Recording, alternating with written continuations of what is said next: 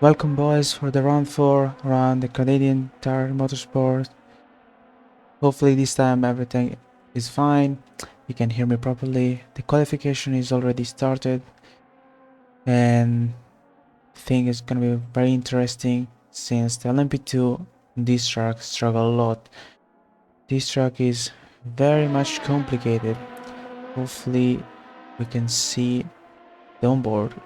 They're already battling to get the track positions since the qualification will be very important. Whoever will start first will get a lot of an advantage, since following another car around here is very difficult. Michael Labelle, who showed a very good pace in the pre-practice, is starting first. Today we are in about 19-20 car. The LMP2 are already out. They got... ooh, what a save. Michael Labelle, the lap time should be around 1 minute and 6 seconds. It's a very quick lap for LMP2 guys, so for them lapping the GT3 over in this track will be very tricky, especially in this section. Hopefully we can go on board with him. As you can see, it's very difficult to see and get any room to make a move, and since the LMP2 are very fast, it will be very tricky. We are missing Esposito, who won the last race today, but hopefully his teammate can recover the pace he didn't get last time and make a good performance today. Gil da Silva with a fantastic livery. He changed the livery each race. It's incredible. And talking about livery, whoever wants livery, he can check out EITHAR Racing on Fiverr. He get in the pit lane, probably he just wanted to test something. Tanner Selby with a 1:06.1, fantastic. Oh, sorry, 1:05. It's a cracking lap. He's already faster than the free practice lap they did 20 minutes before. Harper showing a good pace. He didn't improve the first sector. You have to be very tight there. Get in traction very good. Don't lose the rear. And then flat out until the last two corner. Ricardo Riva, who did the best middle sector. Let's see if he can tackle that P1. Not at the moment, he lost time in the last sector. We have only two Ligier. One is Phil Brown and the other one is Ricardo Riva, so everybody else is going with the Oreca. Yeah, even Gil da Silva, sorry, is going with the Ligier. So we have three Ligier and all the other are Oreca. Tanner Selby is in the pit lane. Hopefully he get another lap. Under Harper, let's go on board. He will find he lost his lap time because of the Gil da Silva. Hopefully he can get another one. Ricardo Riva improving in the middle sector. Best middle sector, 2/10 down. Considering the track being 2/10 down in the middle sector is fantastic, and the Oracle will lose time there because the Ligier is much better in that section. Ooh, very short. 8/10, but P3. That's fantastic from Ricardo Riva. And the Harper will start a new one. Hopefully get free air, but doesn't seem like. But let's see. He will be disturbed by Gil da Silva again. Hopefully not in the middle sector. Ooh, Gil da Silva pushing that car to the limit.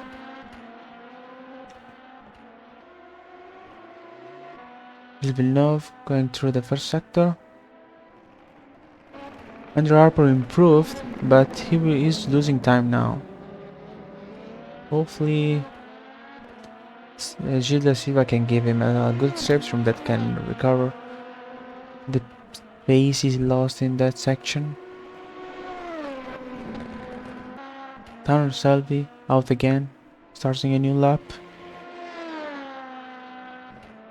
They are very low. Their car is making a lot of sparks. Considering this track, you should have a good height in the front and the rear, so the car should not touch the floor. Otherwise, you will lose the car in this section, like right here, right there, as you saw. Fantastic line. Purple first sector is improving. From the line he did in the right-hander, I think this is a purple. It was fantastic, very clean, very smooth. He's flying. And there's purple. That's perfect. This is a perfect line. This must be a fantastic lap. Everybody got 1 minute left. And it's a fantastic lap. Half a second to P2 and almost a second to P3. This is fantastic. Harper maybe get another shot. Hopefully yes. He still got 30 seconds.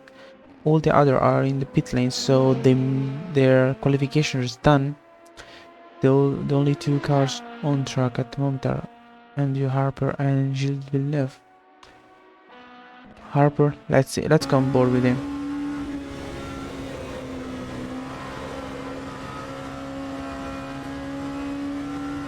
You have to be very brave here to go on throttle, otherwise you get understeer and go wide. This is a blind corner again, left, you have to stay on the left, brake late, close to the right, brake, very close, full throttle. It didn't improve. Now pull gas until the right hander. It's a very long straight, so we might get a few passes here. Very close to the right, left, and then the last right hander.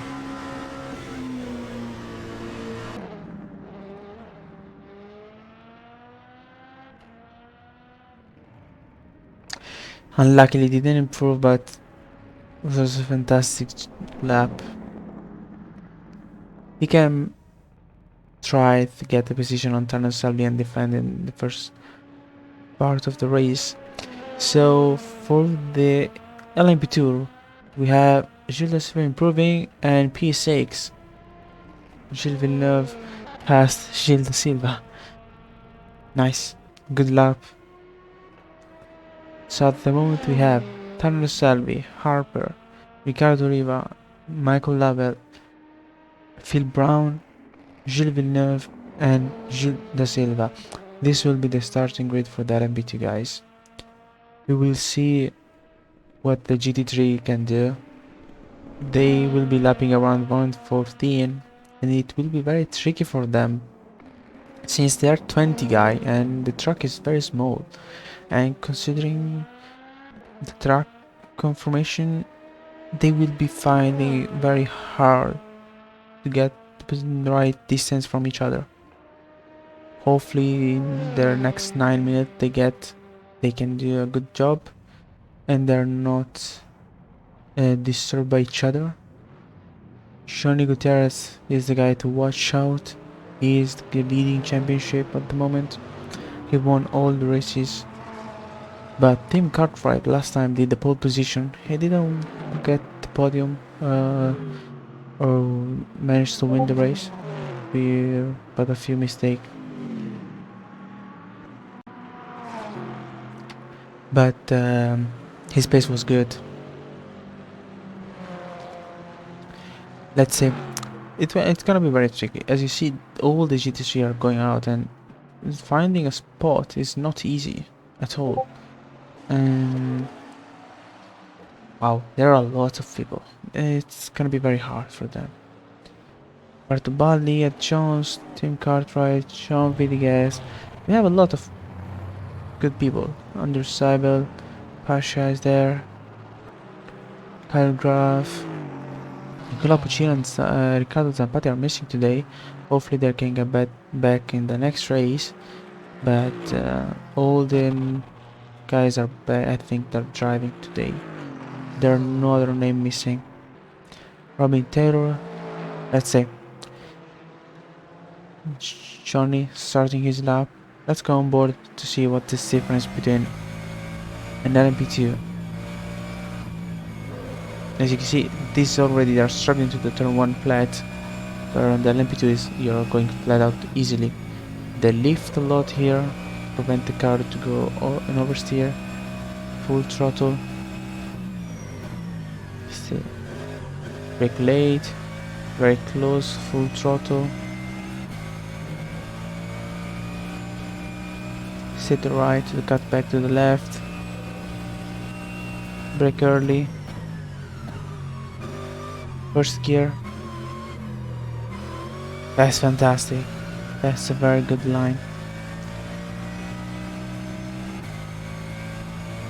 And it's already 4 tenths faster than everybody else. Long straight, that this will be making all the GT3 into the slipstream war. Very close to the edge, fantastic. Left. This was a cracking lap from Johnny Gutierrez, and this prove why he is the championship leader at the moment.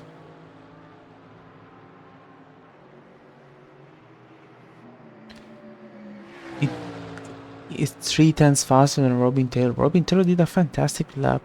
He was faster in the middle sector and in the last sector. Tim Cartwright, fantastic.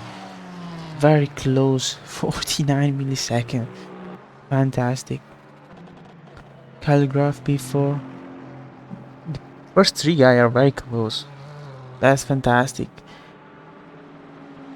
Stephen Webb, Nick Newcomb is back. He missed the last race, but now he's going wide. Getting each other and giving each other space to do the lap will be very important at the moment. After a finished lap, if you're slowing down, they will have to look into the mirror. Nick Newcomb making a few mistakes. He's pushing to the limit. He will try in the next lap. Cartwright with the purple in the first sector. Fantastic. Johnny Gutierrez is starting a new one.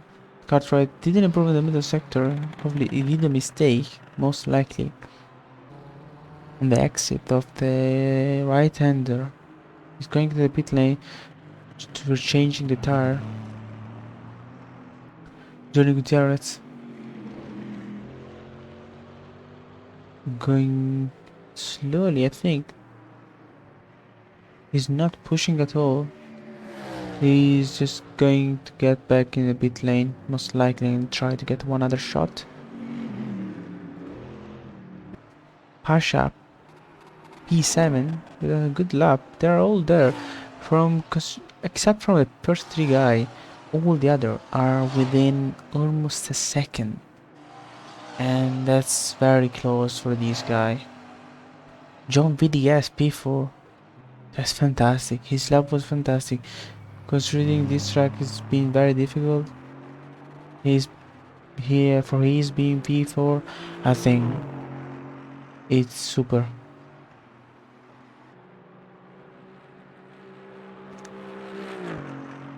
The Aston Martin will struggle, I think, in this long straight, since their top end is not the best.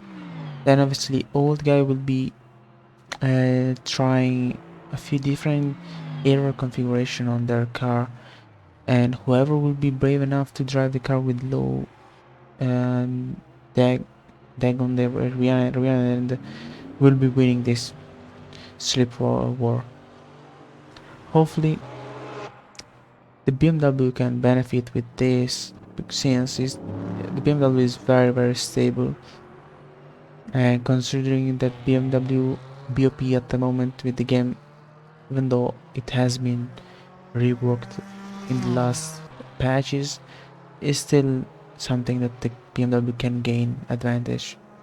But at the moment, Johnny Gutierrez is still P1 with a 114.800, so he is still proving that having the best car is not important. Its driving skill make the difference at the end of the day, and a setup, of course. Understable improving the first sector. He's P10 at the moment, and even improving one or few things can make him jump to P6 or P7. Considering that from P10 to P6 we have only half a second, for him improving will be very important. He made a mistake in middle sector. A lot of guys are making mistakes in middle sector just because it's very difficult to break late and carry all the speed you need in those right-handers. Tim Cartwright is not happy at all with that P1 of Gutierrez, and he did a cracking first sector, 4/10 faster than Gutierrez. That's incredibly fast, considering this track is very short and we have only a few corners. Being 4/10 faster than the P1 guy at the moment, I think is something incredible. But he didn't improve in the middle sector. Everybody's losing a lot in middle sector. I think they just ask too much to the car. They make a good first sector and then they try to be brave enough to carry too much speed, but the moment they carry too much speed, it's incredible. Last sector was fantastic from Tim Cartwright, even though his middle sector was not the best. I was thinking about he will not take the P1, but he did improve 2 tenths in the last sector, and he's P1 at the moment. Johnny Gutierrez will have to answer this. He still got 50 seconds, so he will get his chance. But as we see last time, Tim Cartwright making the pole position, maybe we get the same thing as last time, where Tim Cartwright will do the pole position and then he will fight with Gutierrez for the first part of the race. Let's see. Roberto Balle did P8 and he's only shy of 66 milliseconds from P7, so very wide. Hopefully he didn't lose time. Let's see Johnny Gutierrez if he can do a good first sector. No, he doesn't improve. So most likely the pole position will be for Tim Cartwright, who's getting in the pit lane. Robin Taylor, who's not improving. He did a cut. Nick Newcomb was in P4 after missing one race. He come back and he's in P4. Fantastic job by him. Johnny is not improving. He made a mistake in the first sector. He's 1 second off pace. Stephen Wenham is already in the pit. Lauren Martin is slowing down. He most likely is going into the pit lane. Johnny Gutierrez finished his lap. Calgraft all getting back in the pit lane. So most likely I think we got a starting grid. So we will have Tanner Shelby starting P1, Andrew Harper in P2, Ricardo Riva from P3, Michael Labelle in P4, Phil Brown P5, P6 from Gilles Villeneuve, and P7 for Gilles De Silva. This will be the starting grid for the LMP2 guys. We are 7 guys, so this will be very interesting how they will manage the lapping car. Then the GT3. They hopefully we get okay.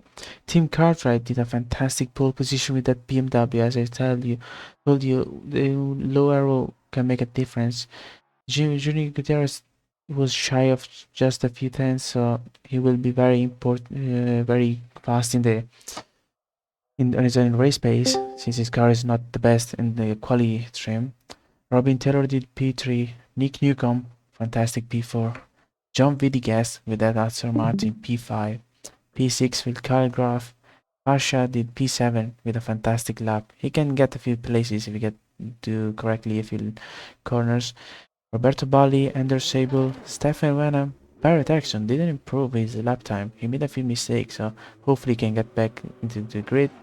Lauren Martin and Ed Jones finished the GT3 field. It's gonna be very important for them to get out of the trouble in the first few corners, since they are all blind. If we have any GT3 spinning around, it will be like Macau. Hopefully they don't make any mistake in the first part of the race. And they're now going out to get into the warm-up section. Hopefully they will now try all the race trim and the race fuel, so they can get back used to those weight difference, since you have to be very much careful, and you don't have that extra grip. The LMP2 guys will be driving on the medium and Liege most likely will try the hard tire, and the GT3, as we saw, they try to try different things on that strategy wise. We had a clue that John Vidigas will try to go medium, but as we know, Johnny Gutierrez, as always, will try to go with hard tires.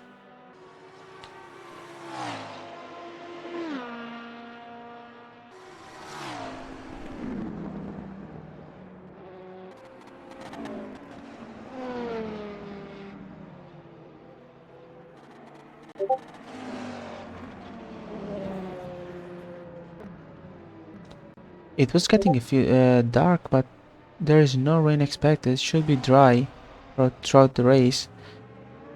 So no rain is expected, as far as I know. They will not be having any issue. As you saw, Gilles Villeneuve driving the pit stop. That's something all driver will be trying in these few moments, since getting into pit lane and not getting a penalty is very crucial, considering this track, and most importantly on any track you don't want to get a penalty for this little mistake. But on this track, since it's very difficult to make a move, you will have to be very careful.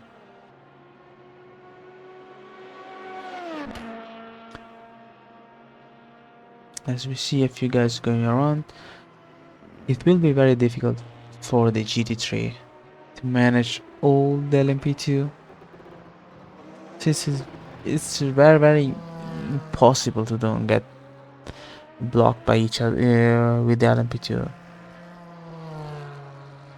You see, like this section, we go on board with Tim Cartwright. They have to be very careful. They don't see the exit of the corner, so right here, if you have any LMP2 spinning around or passing you, there is nothing you can do. You have to be very careful, go wide slightly from your racing line, and sometimes adjusting your line with the LMP2 car on the inside, it's very difficult. Even by an inch, it's not very easy, since you get understeer, and this track is not very easy on the tire, so they will be very gentle with them, and maybe, I believe, like driver as experienced like Johnny Gutierrez will be managing them and not even pushing in the first part of the race. It will be very crucial to get into the last part of the stint with a good tire, more than being P1 and having your tire destroyed by pushing them in the middle sector just to get to be in P1. So hopefully Tim Cartwright this time can be very gentle with his tire, and manage the pressure from Johnny Gutierrez. Roberto Ballet did a good job, a good lap time in this warm-up. Hopefully he can get back into the field of the top 5. He's a good driver. I think he didn't collecting your lap time in your quality session is very difficult, and most importantly having only 9 minutes, it's always very hard to get the best out of the car.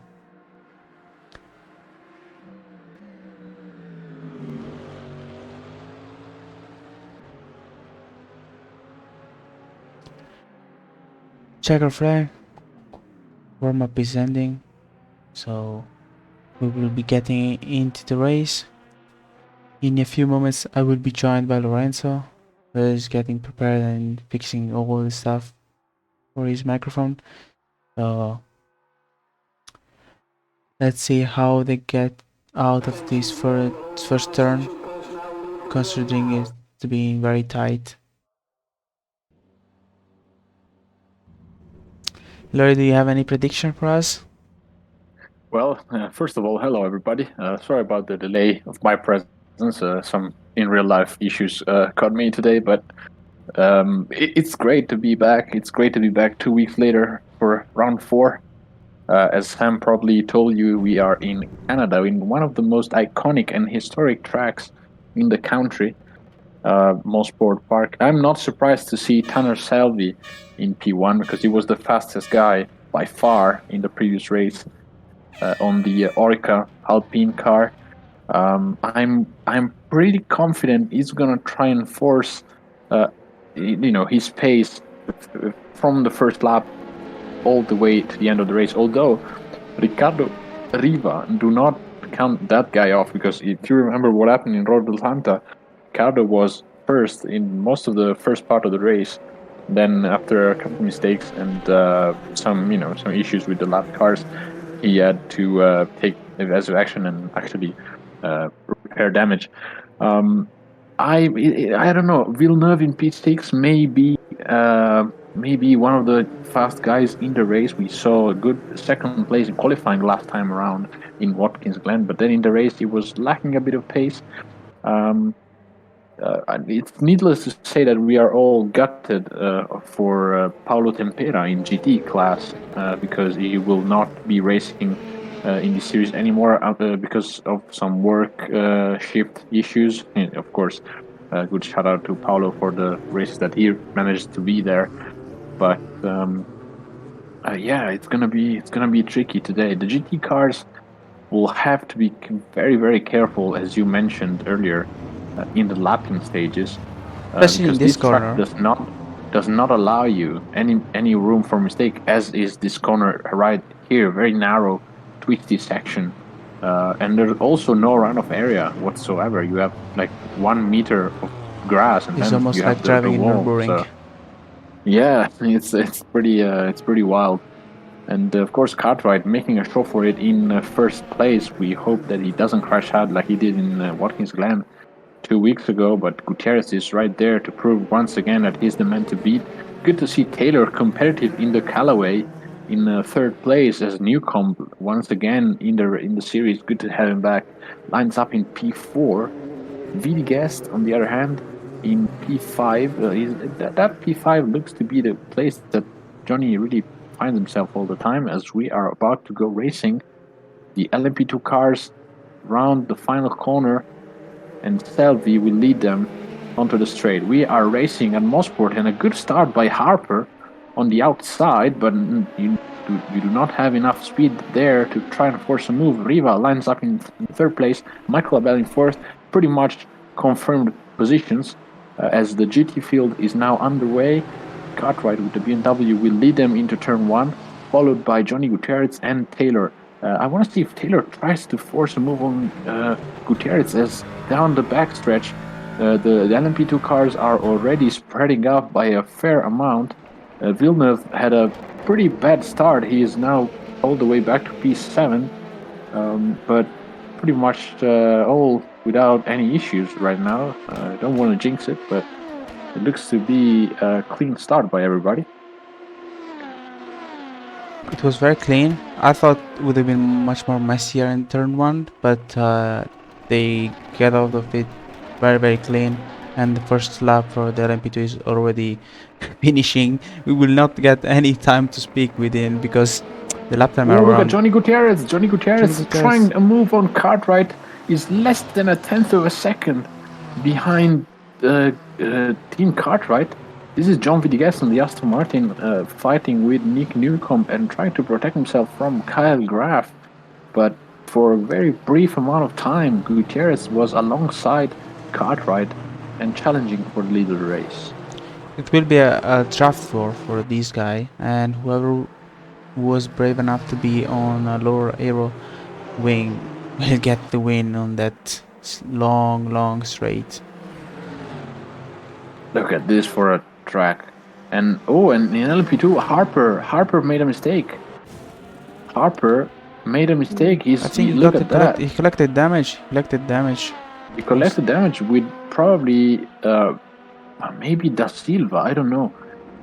Yes, look at that. No rear wing. That's gonna be one hell of a costly mistake. Ooh, he braked late. He was brave enough to brake late, and then he went on the grass.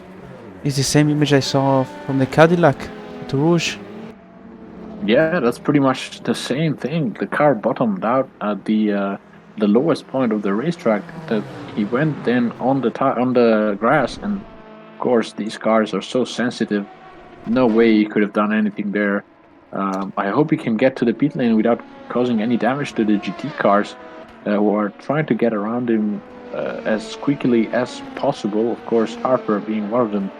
He is second place in the championship. And he was chasing Tanner Selby by 2 points. So this is a massive mistake and a massive moment for the championship. Harper now will lose a lot of time in the pit stop, but hopefully he can repair his car and get back into the track. Yeah, but also jeopardizes his strategy because he will have a pit stop more than the An extra others. pit stop, yes, since the other will be doing 30 minutes almost on each session, so he will lose a lot. Let me just say that I am pretty surprised, and I'm happy to see a Callaway being competitive here. You're always happy with the Callaway. Robin Taylor there making a show for it in third place and chasing none other than championship leader Johnny Gutierrez, who is of course behind Team Cartwright. These guys are 3 seconds clear from the rest of the field, which is still pretty bunched up all the way to P16, which is Barrett Eriksson. Then we have Lorne Martin and Johnson Wenham all kind of falling back at this stage. But these guys are really making a show for it by themselves right now, with Gutierrez fighting with Cartwright, and of course Taylor will be there to pick up the pieces.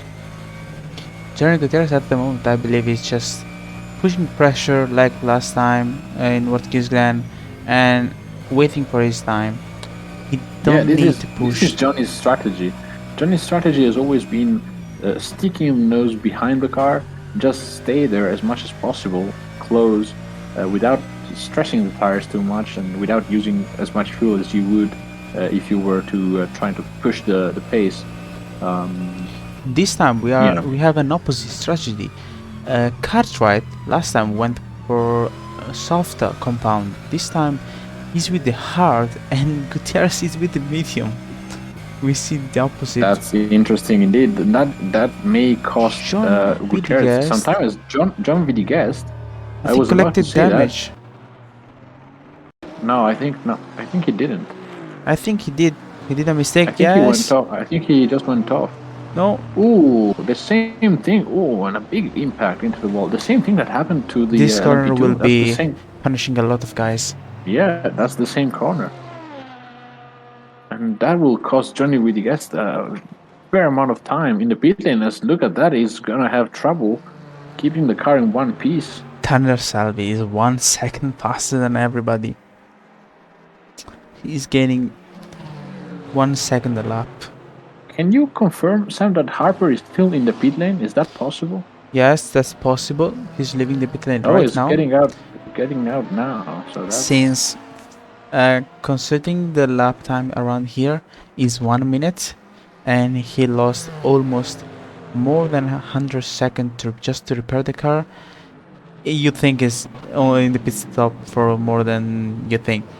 But he will be 1 lap down or 2. Yes, he's 3 lap down. 2 laps down. 2 laps down plus the one he lost. Yes, it's For normal considering the lap times here. We will be getting lapped car when all the other would be going in the pit stop. Since you lose almost 65 seconds to the pit stop. But then they will be unlapping themselves when the other will be going to. Team Cartwright went slightly wide. He will be having a very slow exit here, but it's very and it's not a long straight. impossible Johnny to Gutierrez, get moved Johnny here. Gutierrez has to find a way in another place of the track because this track does not have a long straightaway at the front. I think Johnny Gutierrez's best chance is to put pressure on Team Cartwright when in the last sector. We saw John Vitigas go off and try to force a mistake. But this time, considering the last time Team Cartwright was on the soft tire and a softer compound, and he may have the upper hand right now. This time he's on the hard. He doesn't need to worry more about the tire, but Johnny is actually the one who has to worry about. Since he's with the medium tire, he will be degrading those tires faster than Team Cartwright, and Cartwright leading the race. He don't have any aero wash from the other guys ahead of him. He can manage his tire in the first sector and the last sector better than Johnny Gutierrez. But as we are watching, this is not the only battle for the lead in the class because Michael Labelle is right behind Riva. Michael Labelle showed a good pace in the free practice. Michael Labelle, and he's racing at home in a state of grace. He's racing on his home track. He's Canadian, of course, and this track is the Canadian Tire Motorsport Park. So this is home turf for Michael Labelle. It might as well be an advantage because he knows the track very well, and he's proving that right there. As Riva and Labelle are having to slalom around the cars. As you see, lapping cars around here will be very, very tricky. Yeah, and Labelle was almost collecting Johnny Gutierrez's there. Nick Newcomb there for a second, but was able to recover the car. And look at, he lost no time whatsoever. No, actually, he gained half a second to Riva. That was a great section. I think the Oreca really delivers in the corners, but the Ligier will be faster in the middle sector.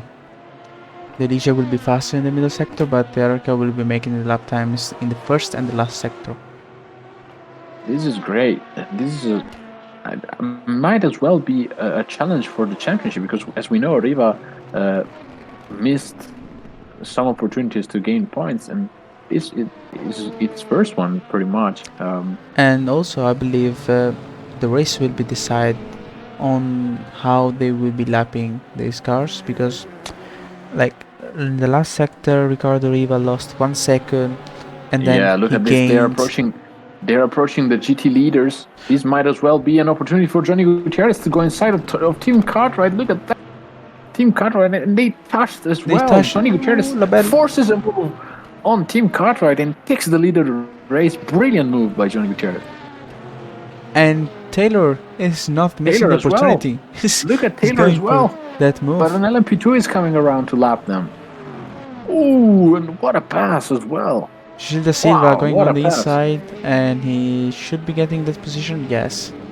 Team Cartwright making an outside pass on a BMW M4. What do you make of that? And that is... Who's that? That is Michael Labelle. That's Michael Labelle. Michael Labelle spun. And what happened to him? Just an acceleration problem. Yes, on throttle. On the curves, maybe. No, on throttle. Yeah, he lost the car on throttle. Throttle control. And very unlucky. He collected damage from the wall as well. He's now gonna have to repass the leaders in the GT class once again. This will give more. Look at Taylor. Sorry about that, Sam, but Taylor is right behind Gutierrez. The Callaway challenging for the lead of the race. What make of that? Yeah, most likely Gutierrez lost time with an LMP2, and Robin Taylor is proving that he is very good to manage this situation, because in this situation where when you have all the LMPT flying around left and right and you don't have any space, any room of mistake, being very careful on your line, on your braking, and especially we know that the Callaway is fantastic in under braking. I believe best under braking, and it can be an upper hand on other considering this condition. And he will now have the draft advantage from Johnny Gutierrez. We know Johnny likes a low aero profile all the time. He's usually the one who takes the most extreme approach. But in the that Callaway regard. is the worst engine on the field, so Yeah, the engine of the Callaway is not as powerful as the Mercedes, the so we last might BOP as well was see a very close crucial. confrontation. In the last BOP, the Callaway lost 2% on the engine, and even though it did lost a few ballast, but the engine decrease was too big for the Callaway. Yeah, although as you can see, the Callaway is able to stick with the Mercedes somehow. Johnny is not Somehow able is to pull very away brave. as he usually does on the other cars. I mean, we have seen him dominate round one uh, pretty much after the contact with Nick Newcomb. Then it was a pretty no contest in round three because On the Cartwright inside, crashed. Gil da Silva. Can we just say that Pasha is doing his best race in SRO at the moment? I think we are watching a very a developing driver because we have seen him on the back foot in round one at Daytona. He had a Good couple exit. issues, That's couple a contacts. fantastic exit. Yeah, but he is now battling with one of the best of the field, Nick Newcomb. Look at that. Look at the draft. The McLaren does push, but the Porsche has a lot of top speed. Get Pasha out of the might not have a slipstream, but chance here yet. there is no chance. But being that close for him Yeah, it's putting pressure. It's is putting pressure. fantastic. Although being this close to Nick Newcomb, look Oh, at that. Nick Nick Newcomb mistake. having difficulty to stop the car. I think Oh, he has Gil da massive Silva top line, going top wide. speed. He has massive top speed on that Porsche, but we may need to refresh the overlays because Harper is still in the pits. The overlays are not working as always. Pasha Patterson on the McLaren, absolute MVP for this race, alongside I would say Robin Taylor in second place with the Callaway. I'd say these are the two drivers that I'm really happy with today. I agree with you, and most importantly, I would say Pasha is making the best race. Yeah, it's his best performance And that we have seen considering the level for of sure. this track, it's very difficult. This is fantastic. He can only improve from on here. And he's battling for a P4 with, as I said, one of the most experienced driver on the field, Nick Newcomb. This is Robin Taylor, still Sticking watching. is be 1 second still, so anything can happen. Ooh, anything can That's happen. That was Stephen Wenham going into the pit lane. Seven one. Maybe he collected damage, most likely, Yeah, that's a and weird moment to he make a can pit still stop. go until the end. It's still pretty early to make a pit stop.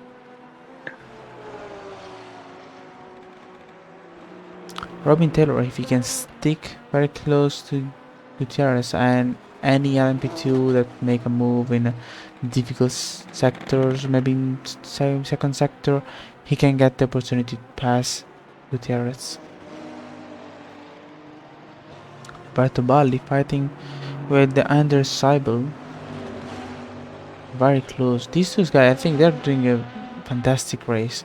Being this close with each other, it's always difficult, but on this track, it's more difficult. Considering, just take an example of this corner, you don't see the breaking point.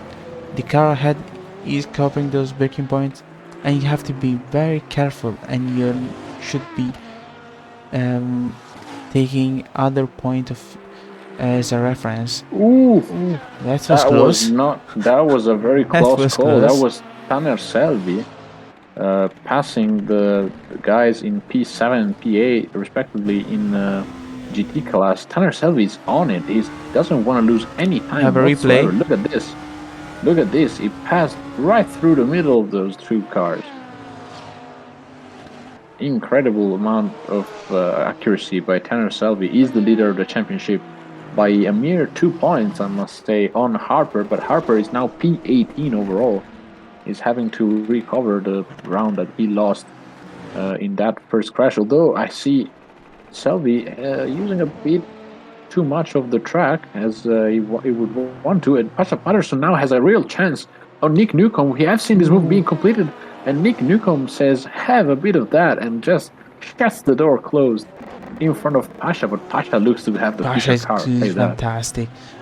I never saw Pasha doing this great. Ooh. Look, he's struggling to not hit Newcomb on the way out of the corner.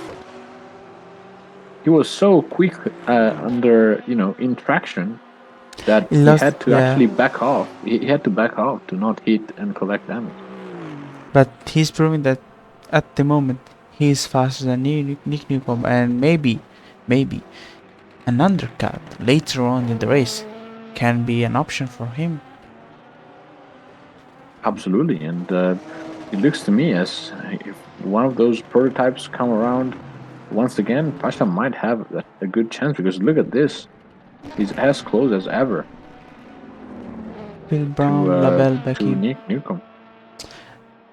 They're lapping on the same laps at the moment, lap time at the moment, old LMP2, except from Tanner Selby.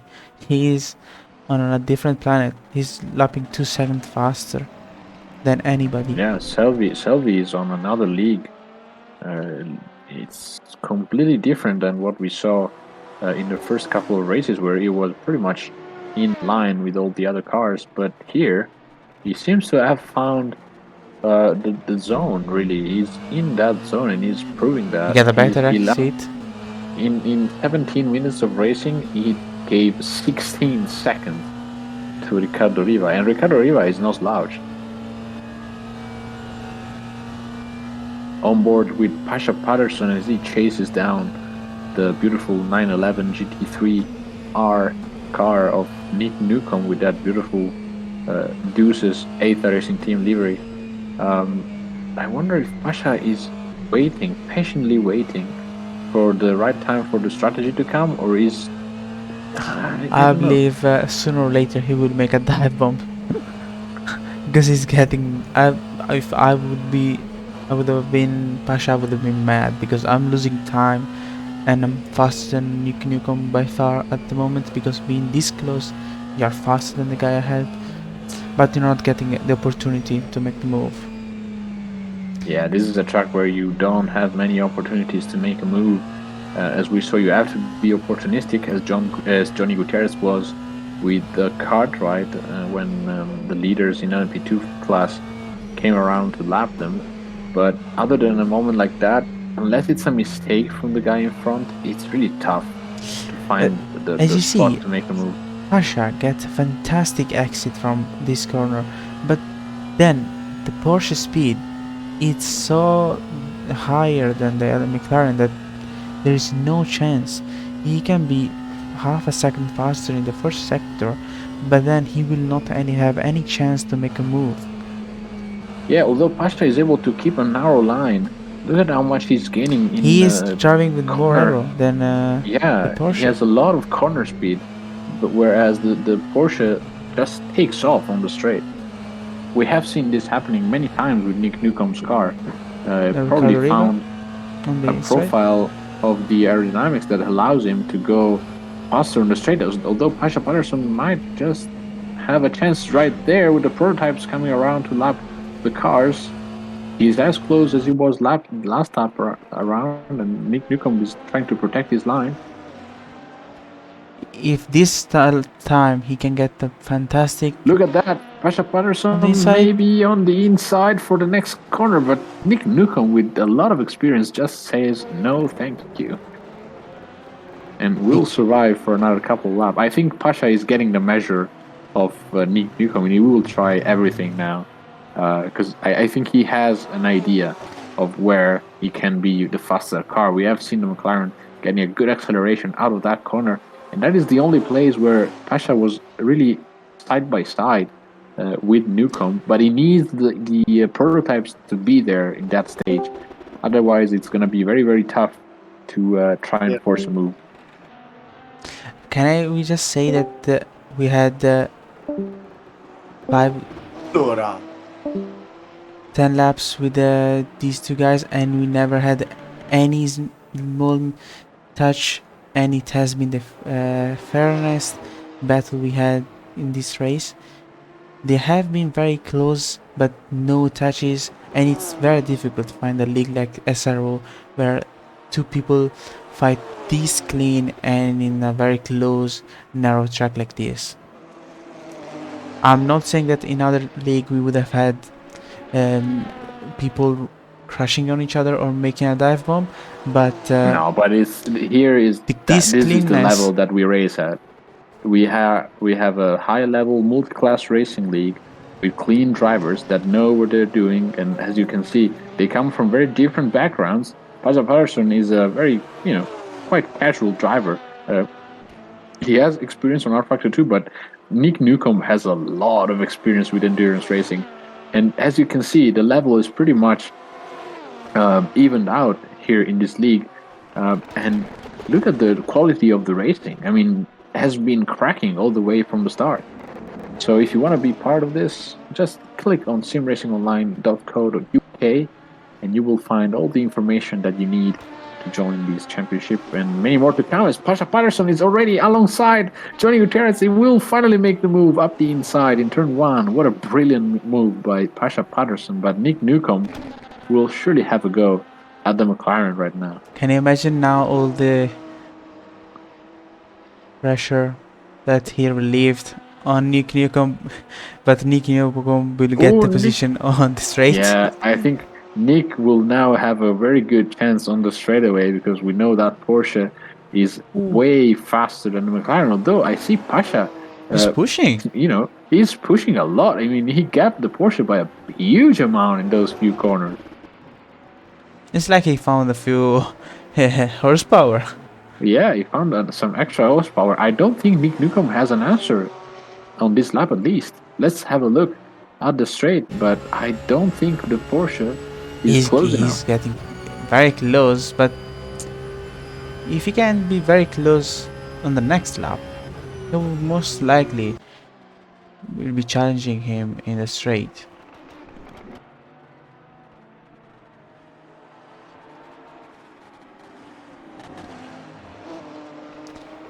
Oh, and sorry to cut you off, Sam, but Cartwright is back on Taylor's tail.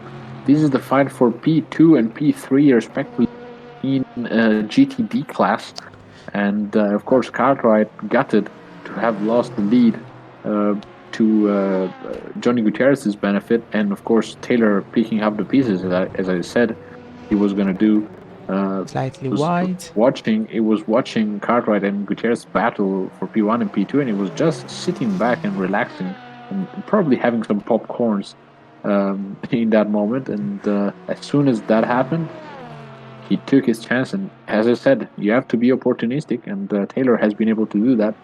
Taylor will be finding very tricky to defend on the BMW, since the BMW has more top end than the Callaway. And the BMW being this close, I think he will not have any answer for this at the moment. He will let him go, I think. Taylor is not the easiest guy to pass. We saw that in the last GTE class championship. Yes, but he had a good fight. He had a good fight with Joe Brown, I believe. Yes, it was, Joe Brown. In the Aston Martin.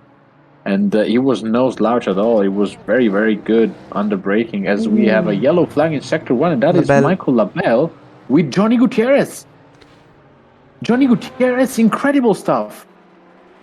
Johnny Gutierrez. This is the first time that Johnny Gutierrez has been involved in a crash during the race.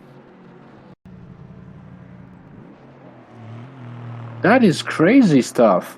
Ooh, and the LMP2 locking the front wheels and jumping Johnny Gutierrez off into the grass. I mean, That is He got outrageous. damage. He got damage. Taylor is now the leader. Can you believe that?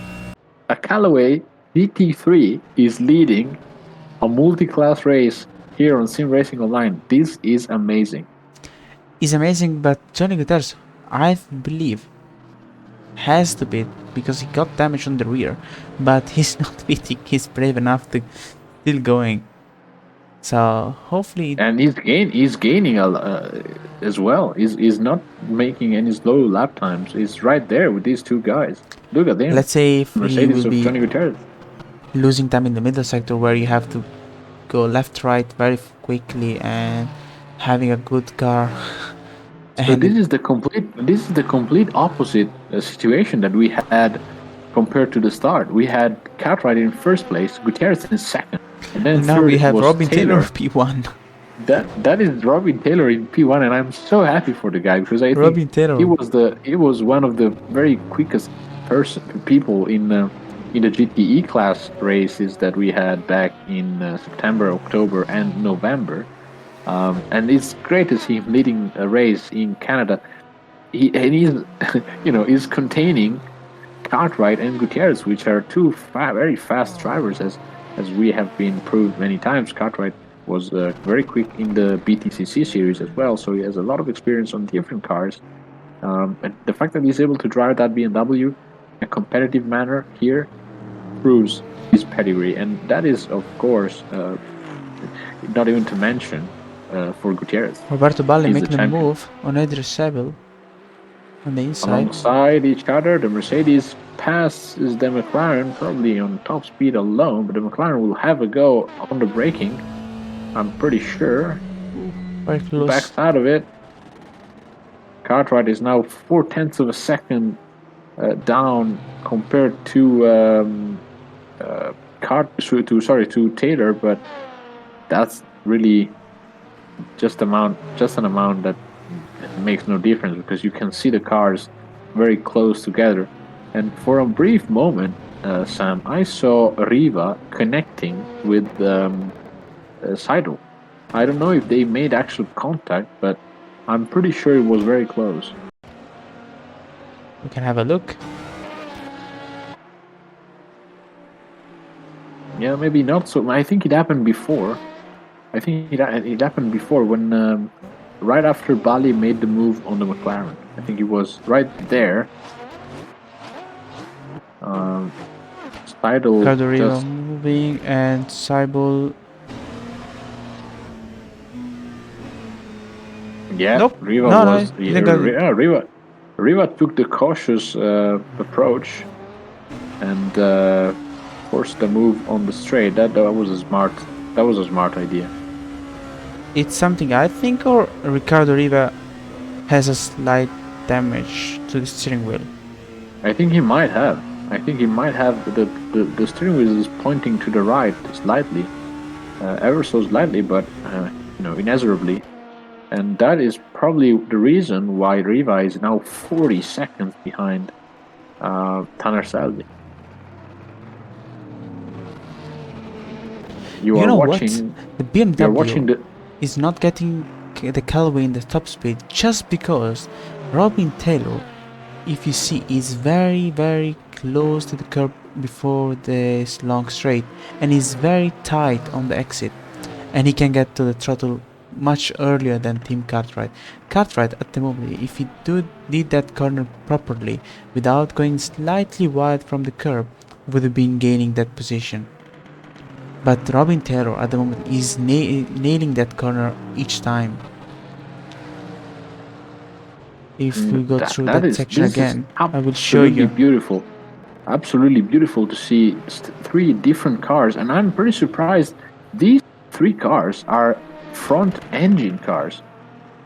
Yes. No, I mean, I think this is one of the first times where none of the top three in GT class have a mid engine or a rear engine. These are all front engine cars. We are missing a few Ferrari, I would say, in this grid. Yeah, but Tempera was the Ferrari that I was talking about. I will show you here. Here we go.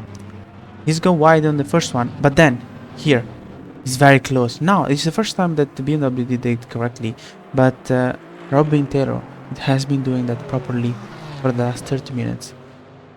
Yeah, Most he's able to likely, attack he the failed us. apex in a better manner than most of the guys behind him, including Johnny Gutierrez.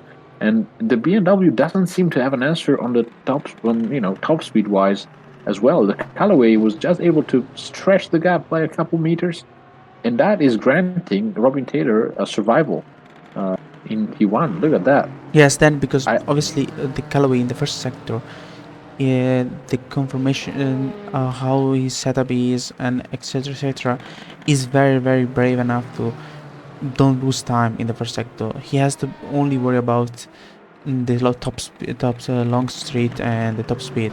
But considering the way he has been braking in this first 30 minutes, I think he has good chances to win this race. Obviously now the lapping car and the LMP2, Yeah, it's he needs to something. get on with it. He lost a bit of time there to the Aston Martin. I think that is Stephen Wenham. It might just be Stephen Wenham. I'm not No, sure if that's the case. that's not. I think it's John Vidigas. Yeah, that's Yeah, John that's Vidigas. correct. That's John Villegas in But P18 as you saw, overall. he gained almost half a second just by that. Yeah, because And the BMW and the Mercedes were cautious as well. I mean, Taylor did take his time to dispatch the lap car, but that was the case for Cartwright and Gutierrez as well, as we have a prototype making his way past these guys right now. I think that's Ricardo Riva, if I'm no, that not should be mistaken. Gilda Silva. Yes, that's Gilda Silva with Okay, his Gilles beautiful Silva, livery. then I'm getting the liveries mistaken as of now, but But as you saw, this and now the gap is 1.7, and this half a second, almost 6 tenths that he gained, gaining them back down again from Tim Cartwright is not easy. Even though you're faster, no, it's you not. still has to This is the push a biggest lot. this is the biggest lead that Taylor has had ever since the race started. So this is, I mean, I'm pretty surprised, and I'm happy that Taylor is able to pull that off because he's driving a Callaway, fellas. He's not The driving Callaway is not the a best rocket out ship. there, Yeah, but as you see, the Tim Cartwright always touched that curb, and then I believe he is unset to his car slightly for the next braking, where Robin Taylor always missed the first one and then nailed the second one, and he can brake with the car just pointing straight. I think that's the case too, and he's been also lucky with the LMP2s because he has encountered them on the straight for the last 4 times at least, and that has allowed him to lose the Sometimes he has least to amount be of time. lucky enough. And look at Cartwright and Gutierrez though closing the gap right now. So it's really been it's difficult to judge because I think this may be part of the strategy from Robin Taylor himself. Maybe he's just making an illusion to the guys behind him. You can gain, then if I want to, I can pull away again. So I am the guy to beat right now. I'm the captain now. This is what he would say, probably. And it's great to see these 3 different manufacturers in the first 3 cars leading the GTD pack. We are not showing the LMP2s a lot lately, but I mean, this is a They have direct been battle. laughing at Yeah, this car and showing them around very this openly, I would this say. is a this is a battle for the top 3 spots in GT cars, and I mean, you don't want to watch the LMP2 just strolling by himself on the racetrack. As much as it's beautiful, don't get me wrong, but it's better to watch Gutierrez and Cartwright and Taylor go at it between each other rather than a solitary drive by these amazing drivers in prototype racing. But Taylor is now 4 tenths clear from Cartwright. I think Cartwright is just taking the pace to a next level. I think Cartwright and Gutierrez do have something left in their tires, and I'm pretty sure they're trying to force a mistake on Taylor, or they're just waiting for the pit window to open, and that in that moment they will make the move. I'm pretty sure. I mean, I want to see what Taylor does to react to that. To be honest, For me, if I would have been Taylor, I would have been just thinking I'm doing everything right. I need to nail this section as I have been doing for the last 35 minutes. Even though I'm not Oh, the I'll tell you what quickest. though. I'll tell you what though. Cartwright nailed it right there as well. But look at the Callaway. It just has some power that the other car is just not able to find on traction. I am pretty confident he has the better traction as Gutierrez will now try a move on Cartwright. You might even think to On the disturb the inside. Callaway. But Cartwright Wow, is able to that's carry more fantastic. speed on the outside. What a move by Cartwright, a defensive move. As the Callaway now needs to go around Lorne Martin in the Ferrari, the Martini leveraged Ferrari, a beautiful car, but running now as low as P17, unfortunately.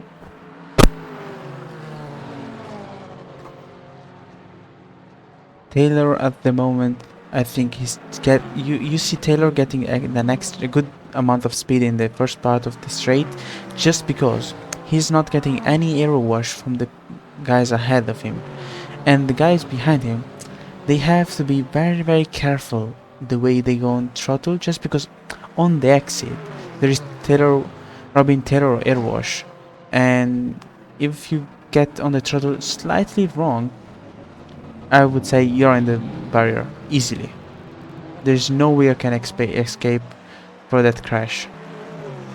Johnny Gutierrez, I think, is doing a fantastic job with that damage on the. Oh, he's trying to go from there around that side, but no, he's lost the momentum It's right too there. far. I think it's too far back. He might be able to get back at the BMW in the next couple corners if he Thanos Salve pitting. brakes late enough. But you can see that Gutierrez suffers from understeer compared to Cartwright. I think the Mercedes did suffer from damage, and that is proving more difficult than Gutierrez would have thought. You see, Probably, his yeah, he's steering having wheel. to correct the car. He's having to make correction on the steering wheel more than we're used to see him do, because he's usually far in the lead and he's not usually involved in contacts or skirmish. But you can see the Mercedes is not behaving as it was at the beginning of the race. And that is costing Gutierrez the lead effectively right now.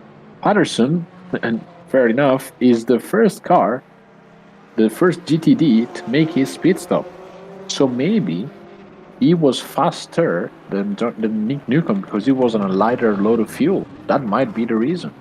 Most likely that's the reason, but still, I would say Pasha's first stint was cracking. The best I ever saw from him in the last races. I think that's true. And of course, today has been Taylor's day so far, but Patterson really making a show for it with that McLaren. I don't want to say the first time, but I'm very happy to see him with that groove. I mean, he really understood the car and the lines to take here at Mosport, and we haven't really seen him do that before.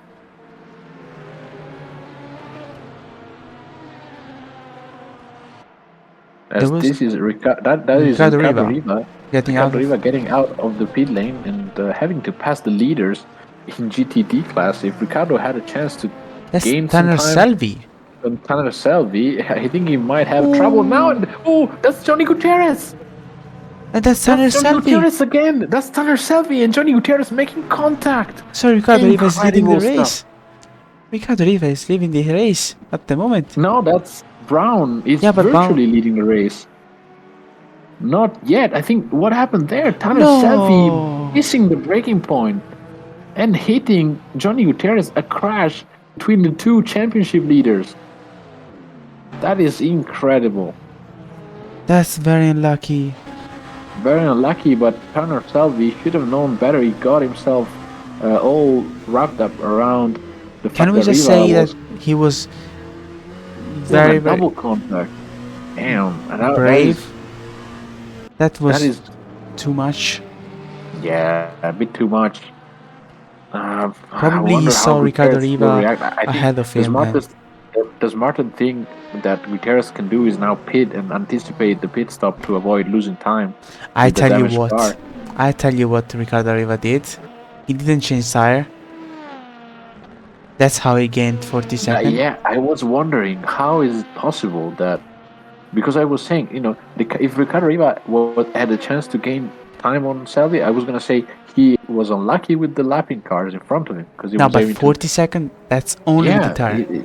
that's only if you double stained the tires. I think Tanner Selby was pretty much constrained to change his tire because he was on a softer compound compared to what Riva Yes, was on.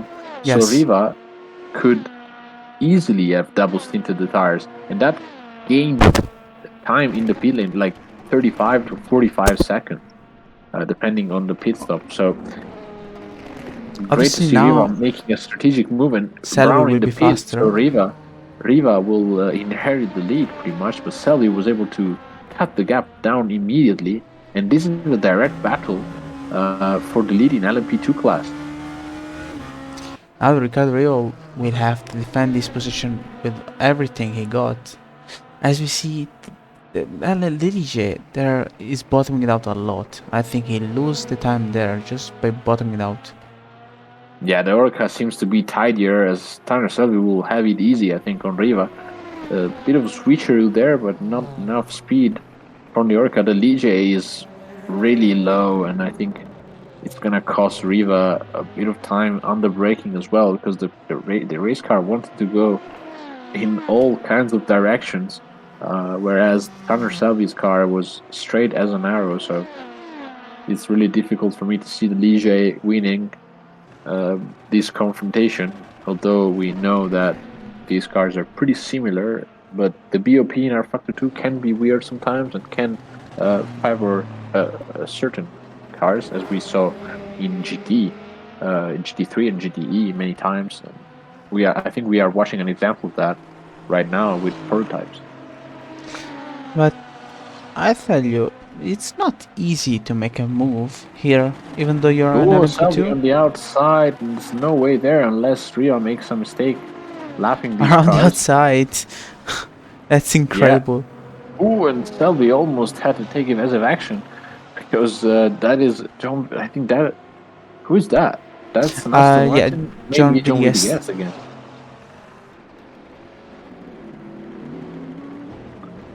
Ooh, Oh, Riva making a mistake. We spoke about this. He's making a mistake under pressure from Tanner Selby, and Tanner Selby inherits the lead of the race once again. he was asking too much to his tire, but I would Yeah, no, like to I think rewatch. what I was saying before, that the Ligier bottoms out a lot in that area of the track, and that untidies This the was race car fantastic. under brake. Wow, what a rejoin. Wow. Oh, Ricardo Riva, still Oh, close. Riva is back at it though. I think Tanner Selby lost time with the lapped car. But now in this first sector he will be gaining everything back. As we speak, Cartwright is 3/10 behind Taylor, so not a change in GTD class as of now, at least. Robin Taylor should be considering lapping one lap before Tim Cartwright. Yeah, pitting before Cartwright. It might be. I mean, In the next 5 minutes? I would say it's more probable that Cartwright would go for the undercut instead of Taylor. But we need to compare how the cars behave on a lighter fuel load. Because if you are faster, then let's say Cartwright was to pit this lap and then Taylor waited for 2 laps. If in those 2 laps you can match Cartwright's previous time or even be faster, then it's highly probable that you're gonna end up in front of him when you pit.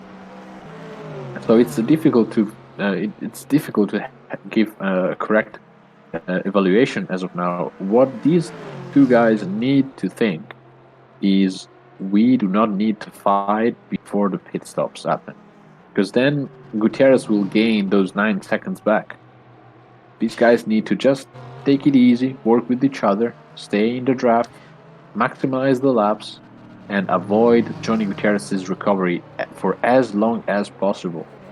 Because it doesn't happen a lot that Gutierrez has damage on his car. We have seen that happening very few times It's in a very very rare. few occasions. In all the race we streamed for SRO, I think I never Maybe saw, or maybe one, twice or three twice. times Yes, maximum. We saw him having issues with the car at Singapore when he was battling against Matteo Dentella with yes. Ferrari, but that was on a GTE car. And then I'm pretty sure he had some sort of damage on the Corvette in GT1, but in one occasion, but even with that, he won the race. And other than these two occasions, I have not seen Gutierrez involved in a race car crash for a very long time. So you have to make the most of these occasions, of these chances.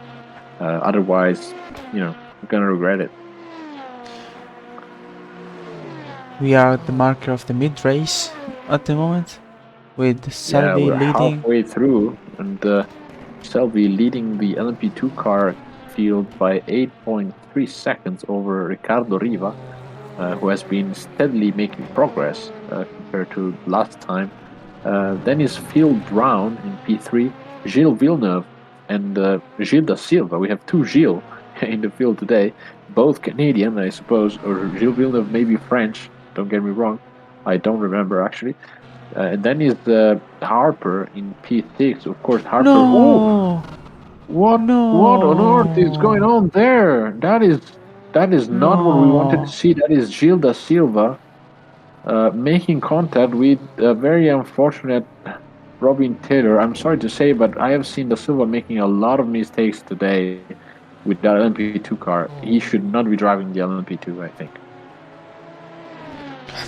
It was very, very brave to go on the inside there, but now Robin Taylor most likely lost the race. But let's see if he can get back those 5 seconds. But the damage his car collected, I think are more than, yes. His Yeah, car going to left. it's mechanical damage as well. I hope Taylor is able to do something about it. Although Johnny Gutierrez is there to pick up the pieces, 2.7 seconds behind him. That is not what we wanted to see, of course. But it's racing. Racing is cruel.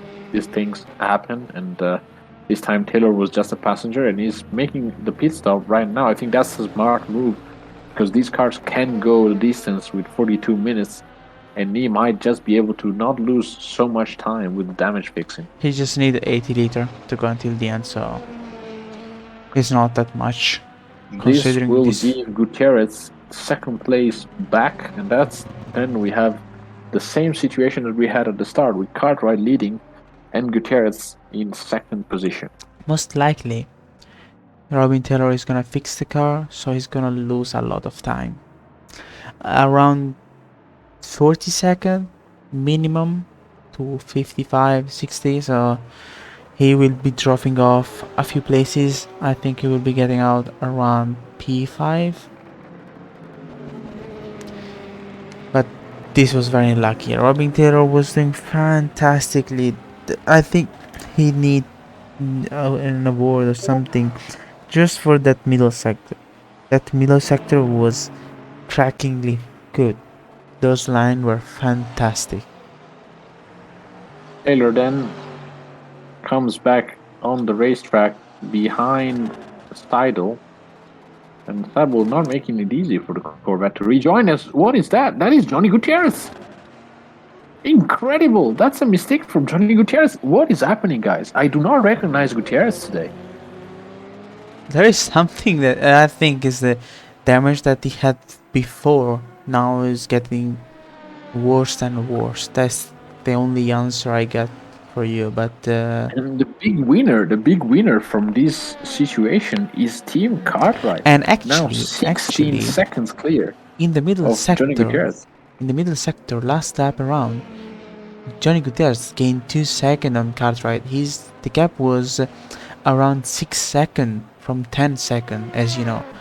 And he made a mistake on the last corner. He was gaining a lot on Cartwright. He was maybe pushing too much. It was probably pushing a lot as we are seeing right now. He's on it, as absolutely on it, and nails the corner there. But the Mercedes is a bit untidy, I'm pretty Obviously, sure that's he get what damage. is disturbing Johnny Gutierrez. Robin Taylor need to dispatch Barrett Yeah, Erickson look at and this Anders LMP2 Selby car. very He should fast. not be driving. I'm sorry to say. I don't want to be harsh, but you need to be Ooh, at least wide. 3 seconds a lap faster on that car. Otherwise, you become a danger for the GTD field. Oh Ooh, no! that's What Tanner happened Selby. there? What the hell That's, happened there? that's That is Tanner Tanner Selby. Selby, and the Corvette is out of the race for sure now. That's Tanner Selby. What the hell happened there? So Seidel is off the track, Tanner Selby around the outside, Ooh. and the Wow. Corvette, so unlucky. I think the move on around the outside here was too brave. This is too much. Considering this track, this I will show you. This is very tight. You don't have any view. You cannot go anywhere from here. This is not on. This might be, look at this, throws everything back to the unknown, because now Riva will probably inherit the lead, because as you can see, Tanner Selby is going back to the pit lane, and this will also mean that Taylor is DNF'd. Incredible. Incredible.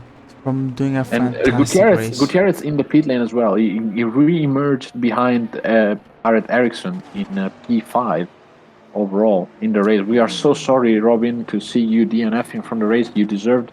I don't want to say you deserved the win, because that would be disrespectful to the other guys. But I would I say think at you least would the have podium. deserved at least the podium. Yes, you showed great driving. We hope you will be back with that beautiful Callaway. Callaway, we have a special Yeah, we have a special soft spot for that car. Callaway, but still, I would say the Callaway was, and especially Robin Taylor in this section, far the best by far on anybody else. Look at this. Look at the race now. Sam Riva leading by 42 seconds on Joe Brown. Then is Selby in the pit lane. Then is Villeneuve. Then Da Silva. Then Harper. Cartwright currently in the pit lane with Nick Newcomb about to gain the lead of the race. And Balli, Roberto Balli, where did he come from? He still need to make the pit stop, but all the other are, they did make the pit stop. Cartwright is the first one. Ericsson still need to make the pit stop, so they will be losing those places. But you might want to refresh the overlays once again. I would do that, but I would say Tanner Selby, who's getting out now, no, he's still in the pit stop. He needs to gain 100 seconds to get that win. Yeah, he can do that. Unless he laps 2 seconds faster than everybody else. He can do that because he's shown that he got 40 seconds the first stint and then 40 seconds the second stint. Yeah, but he also showed that he is impatient when it comes to lapping cars. As we got a yellow flag in Sector 2. No, it's not Ricardo Riva. Yeah, it's still on. There's a car. Oh, there's a stationary car. There he is. That is John Vitigas. That is John Vitigas and Aston Martin, and he will be out of the race, I think, after that contact. Not sure what. Oh, he lost wide the car he was acceleration. too wide. As you saw, as I told you, Robin Taylor was very close to the apex here. We saw Johnny Gutierrez going wide, and even Tim Cartwright. So going wide there will lead you to the crash. Easy. Unluckily, John Vitigas retired DNF, but Tim As Cartwright. Nick Newcomb makes his appearance in the pit lane for the first time today. And this will give the lead, amazingly, to Roberto Baldi. Roberto Baldi is leading, but still need to make a pit stop. But yeah, but still, let's give it to the guy. You know, you're leading this race. He was race. starting in what, P12, P13? Yes, P10. P10. So from 10th to 1st, effectively. And Cartwright is not having an easy time behind him as well. And considering the tire of Cartwright that are new, I would say Roberto Baldi is doing fantastic as line. much as possible. Yeah. We saw Cartwright making mistake twice in that corner, and that corner, even though I keep repeating, it's very crucial. I would say is the most important corner of this track, just because it lead you in a section where you're almost 20-second full throttle. And being late there on throttle, it's a And big as we loss. are speaking, Johnny Gutierrez is now slowly making his way towards these guys. He's 5.4 I would say seconds Johnny Gutierrez didn't behind. repair his car. It might be true. It might be true. Yes, Because he pitted, I think he didn't fix damage. Otherwise, he would have lost a lot of time than what he actually lost. he's So only Johnny 5 Gutierrez, seconds behind. yeah, he's only a couple seconds behind the car. Cartwright is losing so much time. They're lapping 3 seconds slower than Johnny Gutierrez. Can you imagine? Can you imagine the Corvette in this situation? I think Taylor would have gained a massive amount of time Taylor would have at this been stage. 20 seconds ahead of this guy. Yeah, pretty much. Unluckily, Tanner Salvi is gaining 2.5 seconds a lap on Ricardo Oliva at the moment. You might want to refresh the overlays once again. Do you remember what was the time where Salvi pitted? Around 37 minutes left? 37 minutes, yeah, 36 or 37 minutes left. It was a very long stop, so Most likely, I don't want to jinx it, but Tanner Selby might need to pit again. 37 yeah, you might minutes, need a you're splash very... and dash of fuel before the Yes, race ends. you might need 5 liter. Yeah, But and it's not gaining enough at this stage. If he was to keep this pace he did a towards the end of the race, it would 1.067. not be enough to He pass gained Ricardo Riva 3 for the lead. seconds. He gained the 3 seconds in this last lap. Yeah, but that's not going to be enough as Team Cartwright finally makes the move stick on Roberto Balli. Now he can push and maybe Roberto Balli, but Roberto Balli is Johnny Gutierrez's teammate, right? Or they just... What? Can you repeat that? Roberto Balli is teammate with Johnny Gutierrez or not? I don't think so. I No, will confirm it. Let me check actually. I don't think he's on a team. No, he's not on the team. So Roberto Balli at the moment can be the jolly for Team Cartwright because he can block Johnny Gutierrez and they have the same car. And as we saw, Yeah, Team equal Cartwright machinery. Team Cartwright lost 3 laps and he lost 15 seconds on Johnny Gutierrez. Maybe now Balli can return the favor to Cartwright, making him gain a few seconds. Obviously, Johnny Gutierrez has more experience, and as we see, Roberto Balli going wide. Yeah, they're And going very wide. never Johnny mind. Gutierrez having easy life with. We with saw him. Team Cartwright being very, very brave and making the move after 3 laps. And then we saw Johnny Gutierrez making the move in 30 seconds. Yeah, a couple corners just, but Bali, of course, with the used compound tire, so he will not be able to keep pace up. He will be pitting in the so next long. few laps. Yes, and that will put him all the way back to P13 effectively, at least. Because considering the condition of those tires, he will spend time in the pit lane changing them. Yeah, for sure. As we speak, Selby is still hammering those lap times and gaining 3 seconds per lap. That will probably, I'm not sure, I'm not good at math, but Me neither, but seconds? they might be very, very close with each other, but still, Tanner Selby at the moment is asking a lot to his tire, and I'm not sure if he can finish the race. Not, as I was about to say that, we are not sure he will be able to finish the race on his current load of fuel. Of course, the LMP2 cars consume an insane amount of He's fuel flashing compared to the GTD cars. so far away just because he's in a rush at the moment. Yeah, Cannot he's lose so any desperate. time. But Kyle Graf not making space, and rightfully so. I mean, it should be the LMP2 cars to overtake safely, and of course the GTD need to keep a straight line. But it's the LMP2 cars task to pass the GT cars. And of course, Tanner Selby as not being the most patient driver today, as we saw him involved in at least 2 contacts. And he was very lucky in the second one because that could have cost him the race. We saw a similar contact between Riva and another lap car in Road Atlanta, and that cost Riva a lot of time. So the fact that Selby is still in contention for the win tells you a lot about the situation that he was involved in. But I think he should be grateful that he's able to. He's probably gonna be able to hold on to the lead in the championship because Harper is down in P6 and not making any significant progress.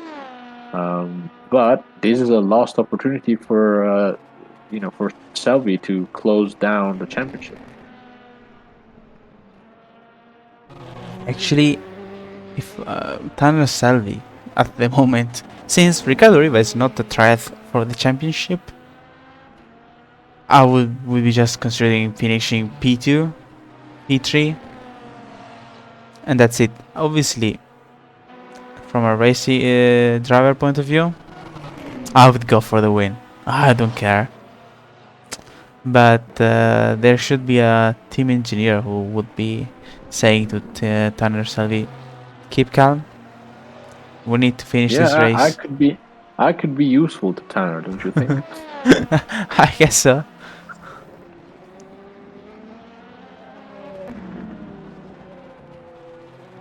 Yeah, But at the 28 moment he's minutes flying. left and 44 seconds behind Riva. I think he might just have enough if he can keep the car on the track and not have to pit again. Of course, that is the big narrative of this race. We have a yellow flag in sector 3. That's what I was searching for. It just went away. Might have been.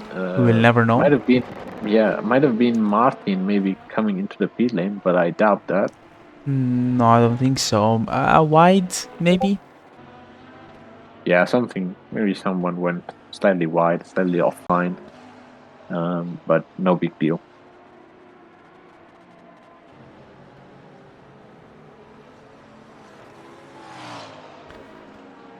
Andrew Seibel, I think. Yeah, he's P8, not bad. He started P14. And being P8 is fantastic from him. Yeah, he started P14 in class and is now P14 overall, and that's a big difference. Obviously, the pace from P3 from Roberto Bali and to Andres Saber is almost the same. They are lapping only 6 to 7 tenths slower from P4 to P10, and it's unluckily they're very spread out at the moment just because of the LMP2. Otherwise, I believe from the midfield would be very, very close. Obviously, in this track, it's very easy to make a mistake, and those mistakes can cost you a second. And if you make a few mistakes in 1 hour, you lose so many seconds. Wow! Ooh, look at this! That's Tanner Salvi on. Who's I that? think that's a lapped car. That's a lapped LMP2 of. No, that's Ricardo Riva for the leading, but No, that is not. That is yes, not. that's Ricardo Riva. Yeah, And but how is no, that possible? because Tanner Salvi at the moment is lapped. He's 1 lap down. Ooh. Because I would tell you, we have the gap from Tanner Salvi to Ricardo Riva is almost 80 seconds. And Are you sure? Are you sure that's Tanner Selby? yes, that's Tanner Salvi. I will go on board with him. Oh, that is true. And I will tell you, he's unlapping himself, but Ricardo Riva will Ricardo will let not you. make it easy. It will not make it easy at all because this is a direct battle, effectively.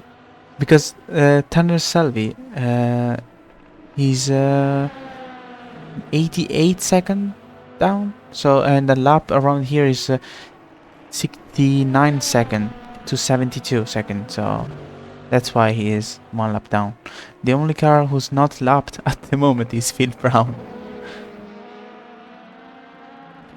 Any second, any lap behind Ricardo Riva at the moment? Yeah, it's huge. For Ricardo, it's fantastic.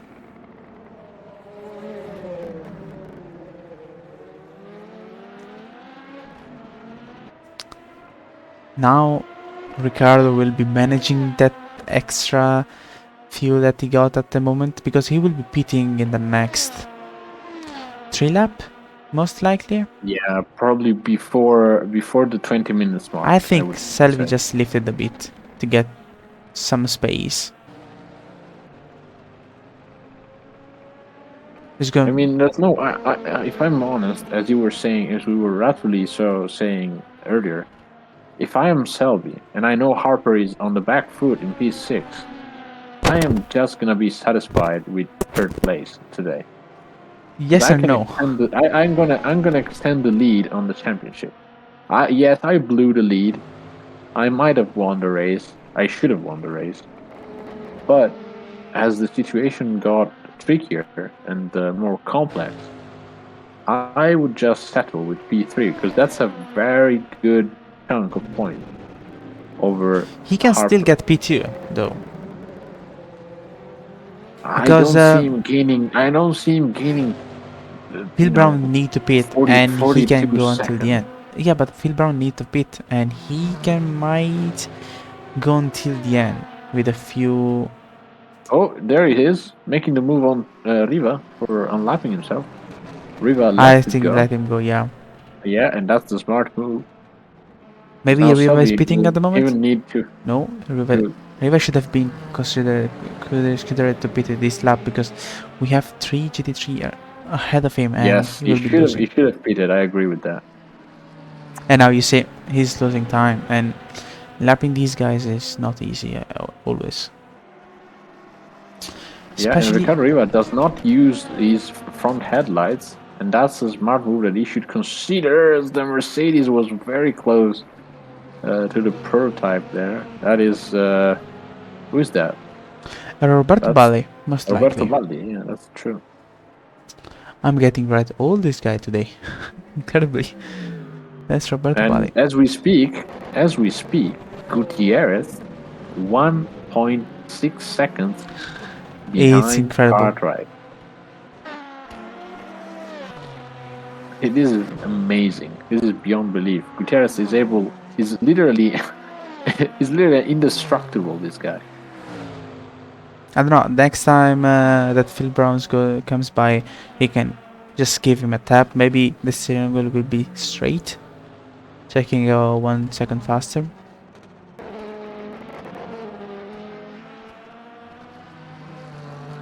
But I don't want to. I don't want to give it to the guy, but I think between the three leaders that we had earlier,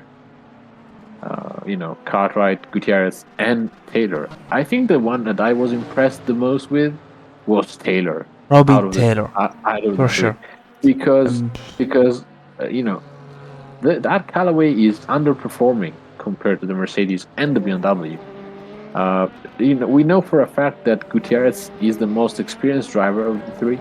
He is the champion in GT cars. These are his cars. These are his territory, pretty much. Um, the guy that has been, I would say not up to the pace of the leaders so far is Cartwright, because Cartwright is driving a monster of a car in that M4 GT3, and somehow he's not found the groove yet, or not enough groove to try and compete but he in a still got safe 22 manner minutes to prove you to wrong. Gutierrez. Yeah, I was about to say. Then he has a lot of time to hear me, and say, "Oh, you think that? Watch this." But yeah, Gutierrez is no slouch, and he will make a move. But at least try to make one. And I'm really curious about Cartwright strategy right now, because we have seen him lose time in many occasions when the prototypes came around, and that cost him the lead first to Gutierrez and then again to Taylor. Gutierrez is on the And then medium. you have to keep in mind that he was not able to have an answer on the Callaway when he was behind. So I believe what will cost Cartwright a lot in the next 20 minutes is changing tire to the medium and not sticking to the hards. Do you think the medium will cliff at the end?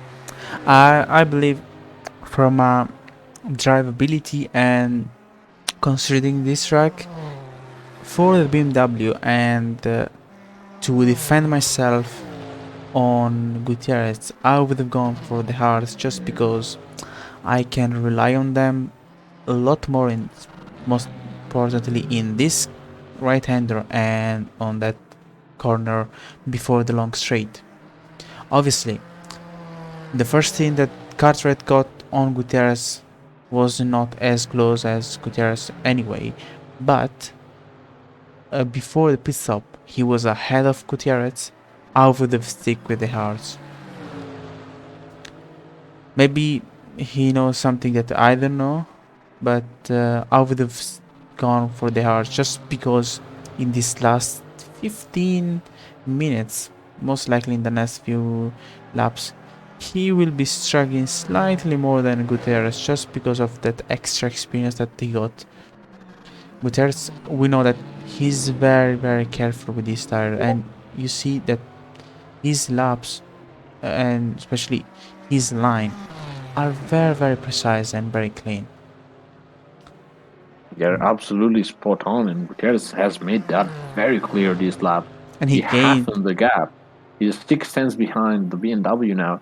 18 minutes on the clock left, and we are about to see, a prey and predator scenario. But who is who? I will let you guys decide.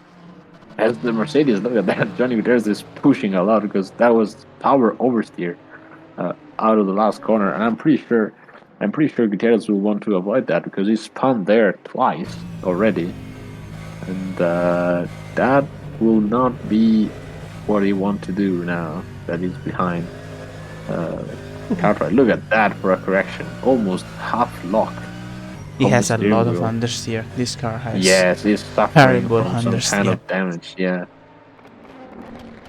So he's probably having to throw the car in the corner to try to get the backhand to snap and try to create oversteer.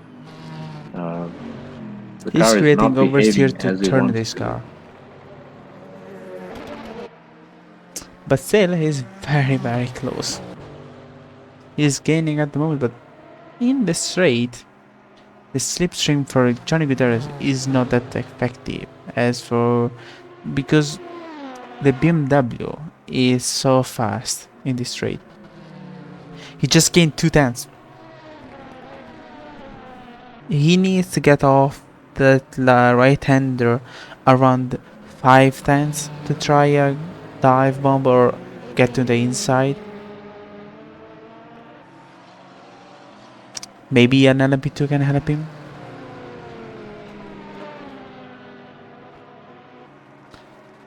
At the moment, Daniel Salvi is lapping the same lap time as Ricardo Riva, so we will see when they will be pitting, because there are 16 minutes. Maybe they will pit in the last part of the race.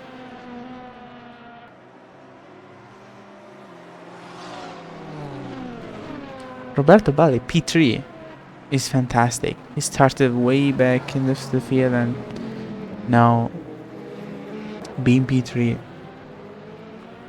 it's something that I think he deserves.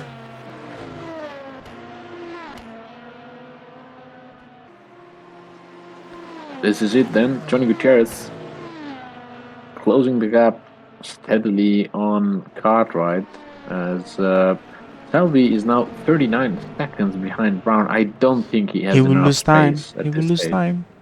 Cartwright, because he had another pit on the inside. Yeah, he had to brake early, as we see one of the BMWs, that's Stephen Wenham, come into the pit lane for a splash and dash in the last 15 minutes. It is not the splash and dash that this guy will have right now.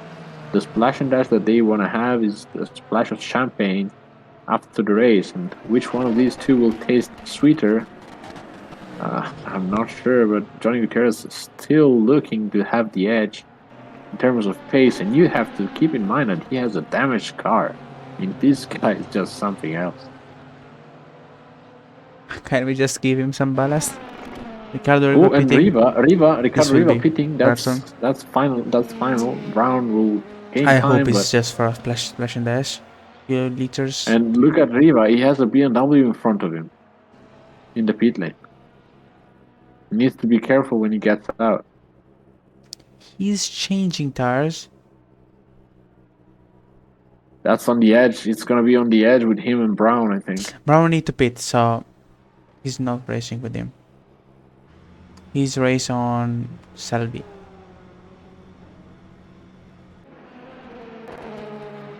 Yeah, Phil Brown goes around and will need to make another pit stop, very likely in the next couple laps with that Ligier.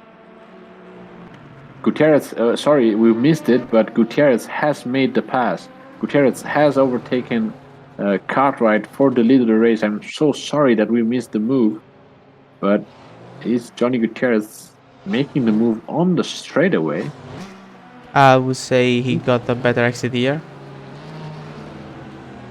Yeah, as you see, the BMW was wide. The BMW was wide, and but we Gutierrez, have perfect.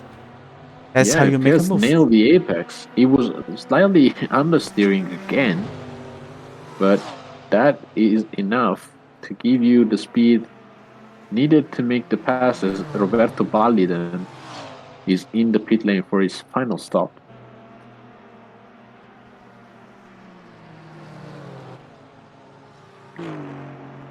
Let's see if Cartwright can make something to try and get back at Johnny Gutierrez, but I don't see that happening at the moment. At the moment, the pace that Gutierrez gets out of those tires, I think, is unmatchable. Ricardo Riva need to manage 19 seconds in this last 13 minutes to win this race. It's gonna be very, very close indeed, guys.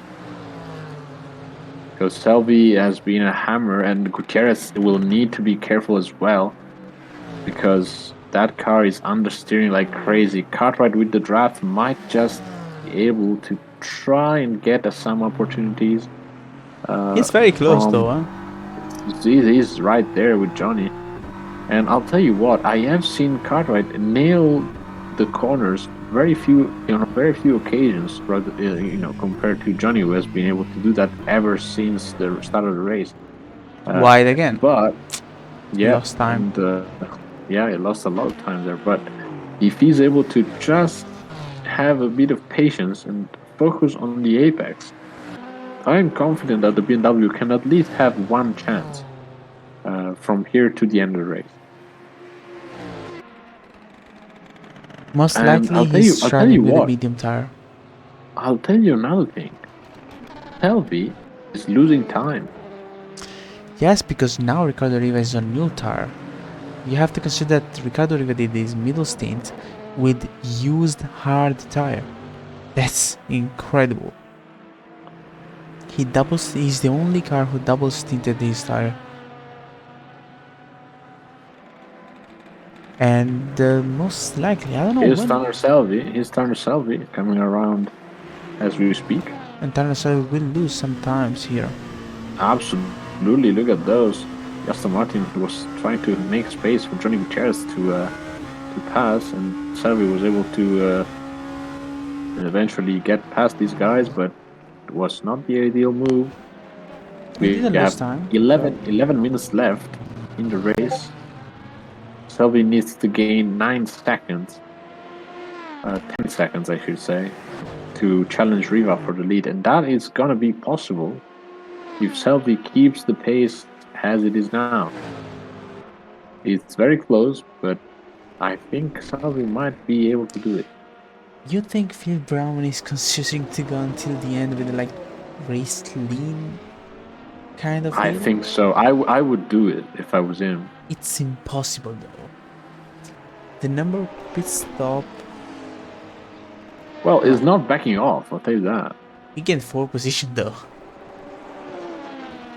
Number of stop, 0 stop.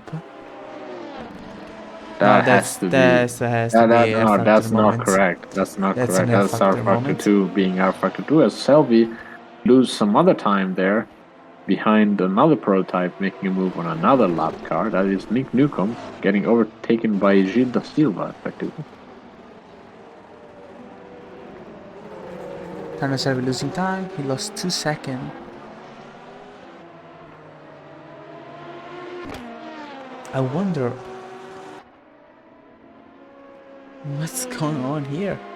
Yeah, Phil Brown currently first place from Ricardo Riva, 9 seconds clear of the United Autosports Ligier driven by the Italian driver.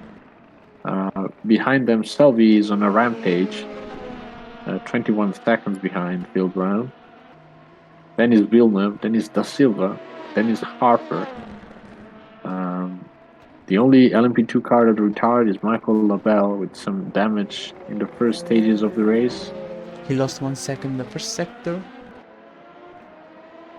Yeah, and Riva is gaining big time on Phil Brown now. I think Phil Brown is really just lifting and coasting to try and force. Let's go on board then.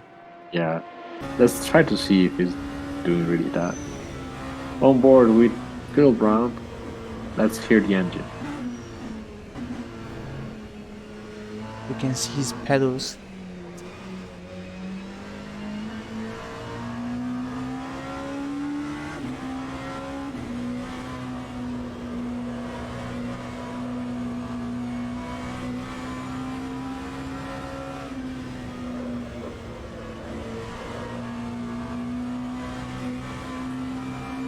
Doesn't seem to be lifting. Yeah, it doesn't seem to do a lot of lift and coast. I think maybe he just switched to a leaner mix of fuel. Or maybe we are just, fools and he has to make a pit stop. I don't know. I'm pretty sure. Slightly, he's still lifting. I think he's on an extreme fuel management mode, but I don't think that's going to be enough because Riva is gaining. Riva is gaining a lot of time now. Maybe he's not pushing until he's behind. As you see, he's not going on throttle. He's still waiting. He's waiting a lot to go on throttle, so yeah, he's saving his fuel, but 4 seconds will be enough for him to go until the end. It's too much from my point of view, but who knows. Stefan Venom got a penalty. I think it's a cut penalty. Yeah, I think that is the first and only so far penalty for track limits. Whatever is no, the goal. No big deal because Venom was P16 overall in the GTD class, so not a huge deal. Ricardo we see Ricardo Riva now. Ricardo Riva appearing in the picture, and we will be appearing in the Phil Brown's rear view mirrors as well in a couple seconds. This is the fight for the overall lead.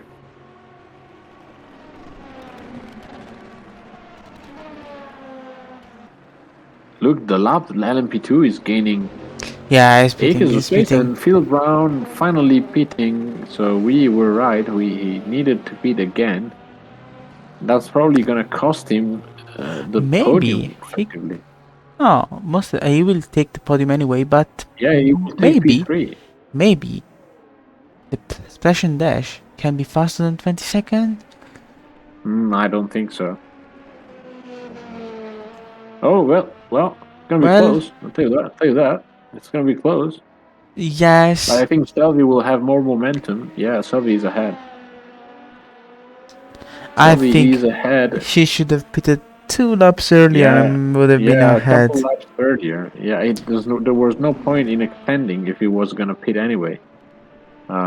He should have pitted 3 laps ago, I would say. That would have gained him 10 seconds of gap between himself and Selby, and I think that would have been just enough to grant him a second place, but you don't make history with if and buts.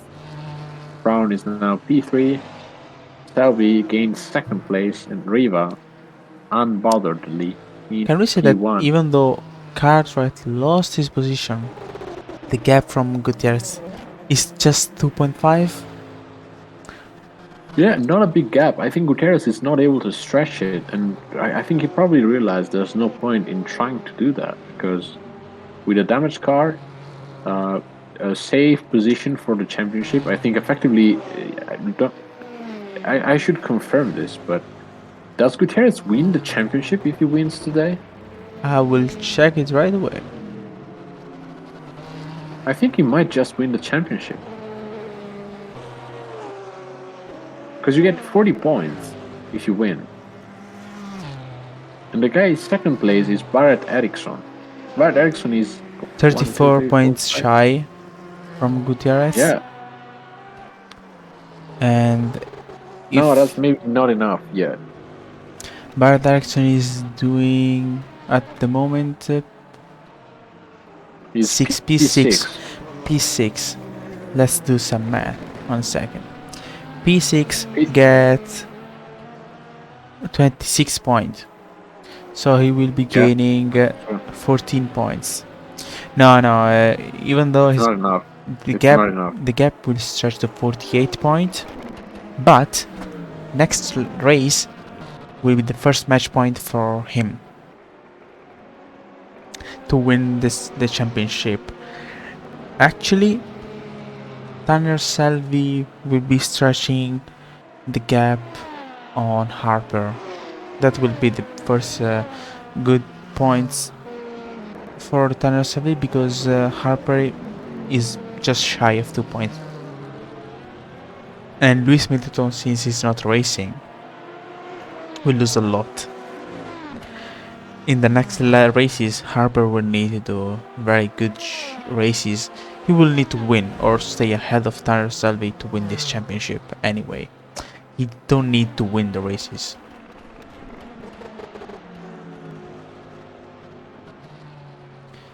Ricardo Riva, by winning this race, will jump to P6 or P7. Yeah, it will be ahead of Exposito, so P7. P7. It's sorry, I forgot. I'm surprised that Exposito is not there. Yeah, Esposito, I think maybe The winner some... from the last race. Yes, I think with him this race will be much more hectic in the front, but even though we didn't got Exposito today, I hope we can have him for the next race. We will be racing in the most beautiful racetrack in the state, I would say, Road America. And I don't know about that actually. no, you don't agree with me? I love Road America. I think my favorite track from this calendar was Road Atlanta. It's very hard to decide which is the best from these two, but my heart goes with Road America.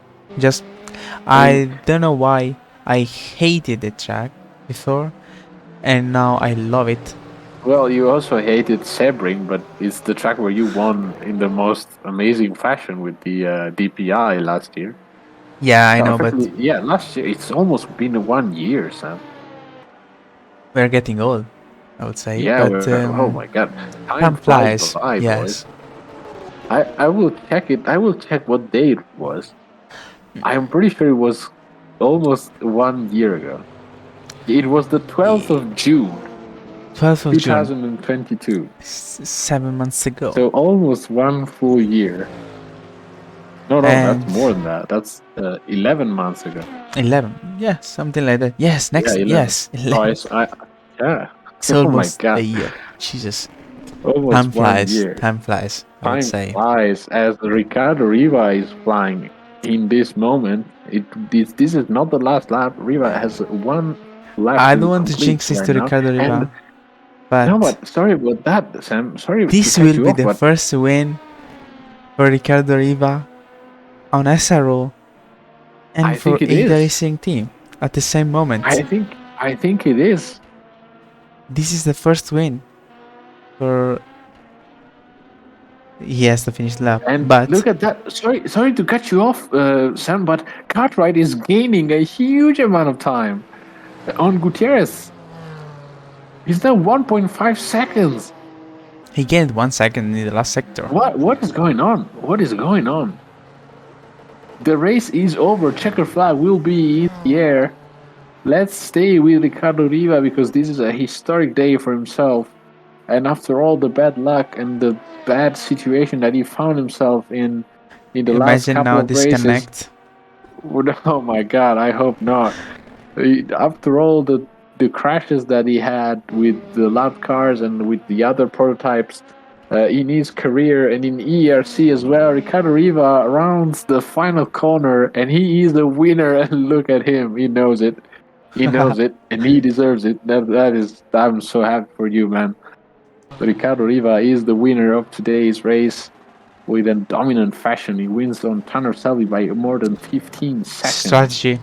Everything on the strategy. Strategy was spot on by Ricardo Riva as we are watching Johnny Gutierrez fend off an incredibly exuberant Cartwright at the end of the race. Cartwright That's not right. letting himself go as Gutierrez wins the race and stretches the gap to 48 points on the closest competitor. Cartwright, with a good, solid race, solid effort, comes home in P2. And sorry, Sam, is that Patterson getting a podium? Wow. Am We I am I did. am I am I right about this? Yes. What is going on? Patterson with the first podium on SRO. That's fantastic. What? If I, How did that happen? I I can didn't see say, that coming. if Robin Taylor didn't got the win today, Patterson getting the podium is the best thing we saw. Yeah, I'm good. I'm good with that. I'm good with Patterson getting P3. Well, man, congratulations. That is a great result. I would say this was the best race we got this Yeah, one of season. the best. Absolutely. I had so much fun today. Ricardo Riva then winning after 78 laps at Mosport. Uh, Selby with a good second place. He extends his lead over Harper. Phil Brown in P3. Gilles Villeneuve with a quiet effort in P4. Gilles da Silva P5. Harper in sixth. Underwhelming performance by the runner-up in the championship, but I'm pretty sure we will be back for more in round 5. Johnny Gutierrez then winning again in GTD class. This guy has been on fire this season. Cartwright in P8 overall, second place in GTD class, completes 71 laps right behind Johnny Gutierrez, less than 2 seconds behind those two guys. Asha Patterson, the I would say one of the MVPs of today's event, comes home in third place. And then is Kyle Graf finally having a good result after all the crashes Can that I he show was you, involved in. Pasha? Pasha Patterson, look at him, and rightfully so. I mean, this is the image of the race, really. He will have made a mess of those tires, and I'm pretty sure the FIA would ban him if he did that because the FIA is petty nowadays. And good on you, good on you, Pasha. I mean, you deserve this more than everybody else. Roberto Baldi then in P4, Barrett Eriksson in P12 overall, P5 in GTD class. Then is Andreas Seibel in P13. Nick Newcomb with a very weird, cliff in performance in the middle of the race. He was up for a podium finish, but then kind of fell off. I think he didn't Ed got the Jones, same amount of practice that he got for the other races. He was yeah, busy, I but think still he was busy, fantastic. but he's a very successful DJ. And shout out to Nick because he's a very good friend of ours. Ed Jones in P15, Stephen Wenham, Lorne Martin, and then the first DNF, the Ferrari, with Aston Martin and all the other guys. Uh, this has been a very intense race, I must say. After last time, Yes, I mean, we should race again. No, I think Road America will be fantastic. Road America will be super great for these guys, and I hope they can get the same fight even in Road America.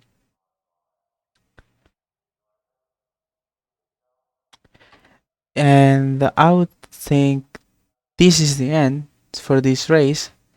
See you I in Road want to. I America. want to. I want to. I mean, we have Rick in the chat, and I want to. I want to hear what he has to say, man. This is his first win, and it's been a long time coming, and he deserved it so much. And Rick, are you here? Are you there? Absolutely, mate. And man, I'm so happy. I'm ecstatic right now. How are you Yeah, feeling? it was tough. Uh, really tough track. Really tough track. Um, I there was a moment I was hoping for Salvo to make a mistake because my pace was no match for him. But I mean, I'm kind of. It is. I know it's bad to say, but I'm happy that he made a mistake because he let gave the win to me. And since the moment I was first, my only thought is, okay, how can I possibly be? I possibly take this curb or this corner most safely possible to keep the race home. I mean, I think I did the right choice on strategy to double steam the hard on the first stint. Um, that gave me much more probably without uh, double stinting the tires. I wouldn't have win because I would have take too much gap from Tanner. But what can you say? That was just a good race, and I was a bit of luck. But at least I proved that I was doing the technical comment for a reason now. Absolutely, and I mean, we saw that Selby was very impatient for what was a potential win, effectively, and I think he would have had the chance to fight with you at the end if it wasn't for that crash with the Callaway. So I think you made the most of uh, all the opportunities that you needed to make the most of, and man, I couldn't be more happy for you than I am right now because it's been tough, watching you get the pace of the top guys and then having some issue during the race or somebody crash into you. I'm so Yeah, happy. I'm so happy. I mean, it feels kind of strange because the first race I won, this one, was the race where my pace was not as fast as the top guys. So it's kind of strange, but I mean, a win is a win. So Well, we are gonna switch to the TeamSpeak vocal chat because we have a couple of drivers there, and I want to hear Pasha Patterson. We have Pasha Patterson in the vocal chat. I wanna hear what he has to say. They are on TeamSpeak, so you need to join TeamSpeak. He's on you, son. 1 second. Let's go down.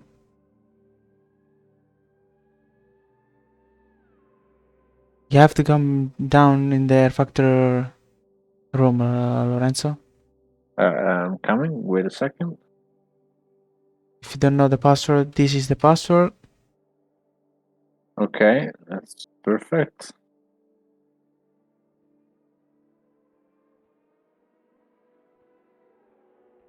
Well, there we are with the podium finisher on the McLaren. And what a race you had there, Pasha. We have been watching you since lap one. It was very intense. How was it? How was the race from your perspective? It was surprising. CTMP has always been one of my favorite tracks. I do sort of above my own average here, but I never expected to finish this high. Starting P7 and just kind of hanging on. Yeah, it was fun. Had a couple of lucky breaks and made a couple of moves, and I don't know. I'm just over the moon. You Me made too. some very very nice moves, I must say. You look like an experienced driver more than everybody else. at some stage. I mean, we saw you battle with who was it, Sam? The move on the outside. The move on the outside, I don't remember the name of the guy, but yeah, the Nick McLaren. Newcomb. He Nick did the, Newcomb. Yeah, sorry about that. was fantastic. Nick Newcomb is no slouch at all. He's one of the most experienced driver on the field, and you made a move on him that looked to be very, very precise and very nice indeed. So, congrats for that. I think other than the Robin Taylor in the first stages of the race, you're the MVP today because it was so unexpected. To Especially see this considering that competitive. McLaren is not the best GT3 at the moment. After the last BOP, you did fantastic.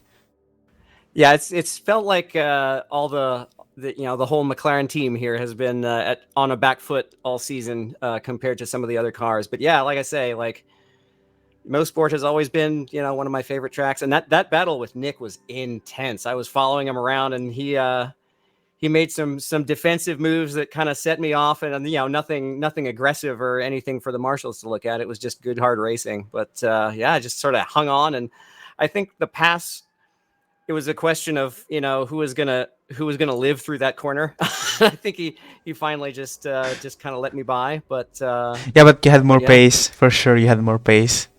You were going. You had like 10 laps, something like that. 13 laps behind him, very close under the second, and that move was very, very brave. Well, the difference between brave and stupid is results, right? I was just glad I came out on the right side of that. No, but still, you have to risk. You have to risk, making a bad mistake if you wanna, big risk, big. How do you say that?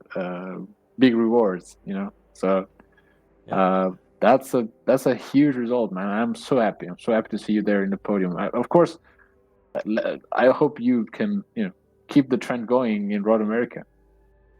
Yeah, it's a good track. I'm a little less consistent there than I am here, but I'm just this is my first race with a brand shiny new direct drive wheel and all that good stuff. So it was a nice break in for that.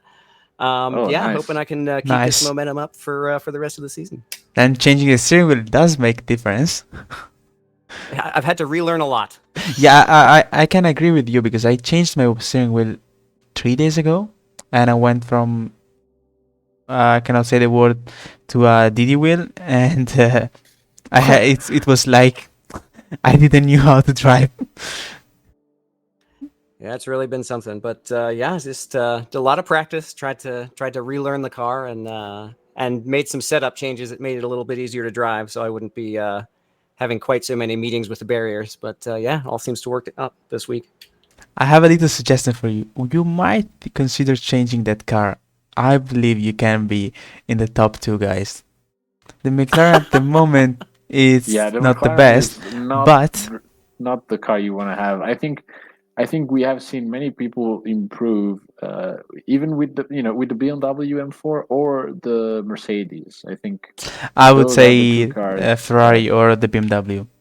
Yeah, the Ferrari as well. That's true. But it certainly helps those cars to have Johnny and Tim behind the wheel. They are just phenomenal. For sure. Johnny is very quick. I'll tell you that. Tim I think he has a lot of experience as well. I just don't remember him as dominant as Johnny. Johnny was the champion for the last 2 series that we hosted with these type of cars. He was untouchable for the first 3 races. I'll tell you that. Today he had a bit of trouble. I think Taylor could have got him at the end, as well as Cartwright, because Cartwright was right there. It was 1.5 seconds behind him the last half of the lap. So it's doable. Beating him is possible, but you do need to work on the setup. I think Johnny's strong point is he knows the setup. His car is slippery compared to all the others. So it's tough. It's tough. Well, Pasha, thank you for your time, and I mean, congrats again for what was an amazing race to watch. And well, we'll see you in Road America.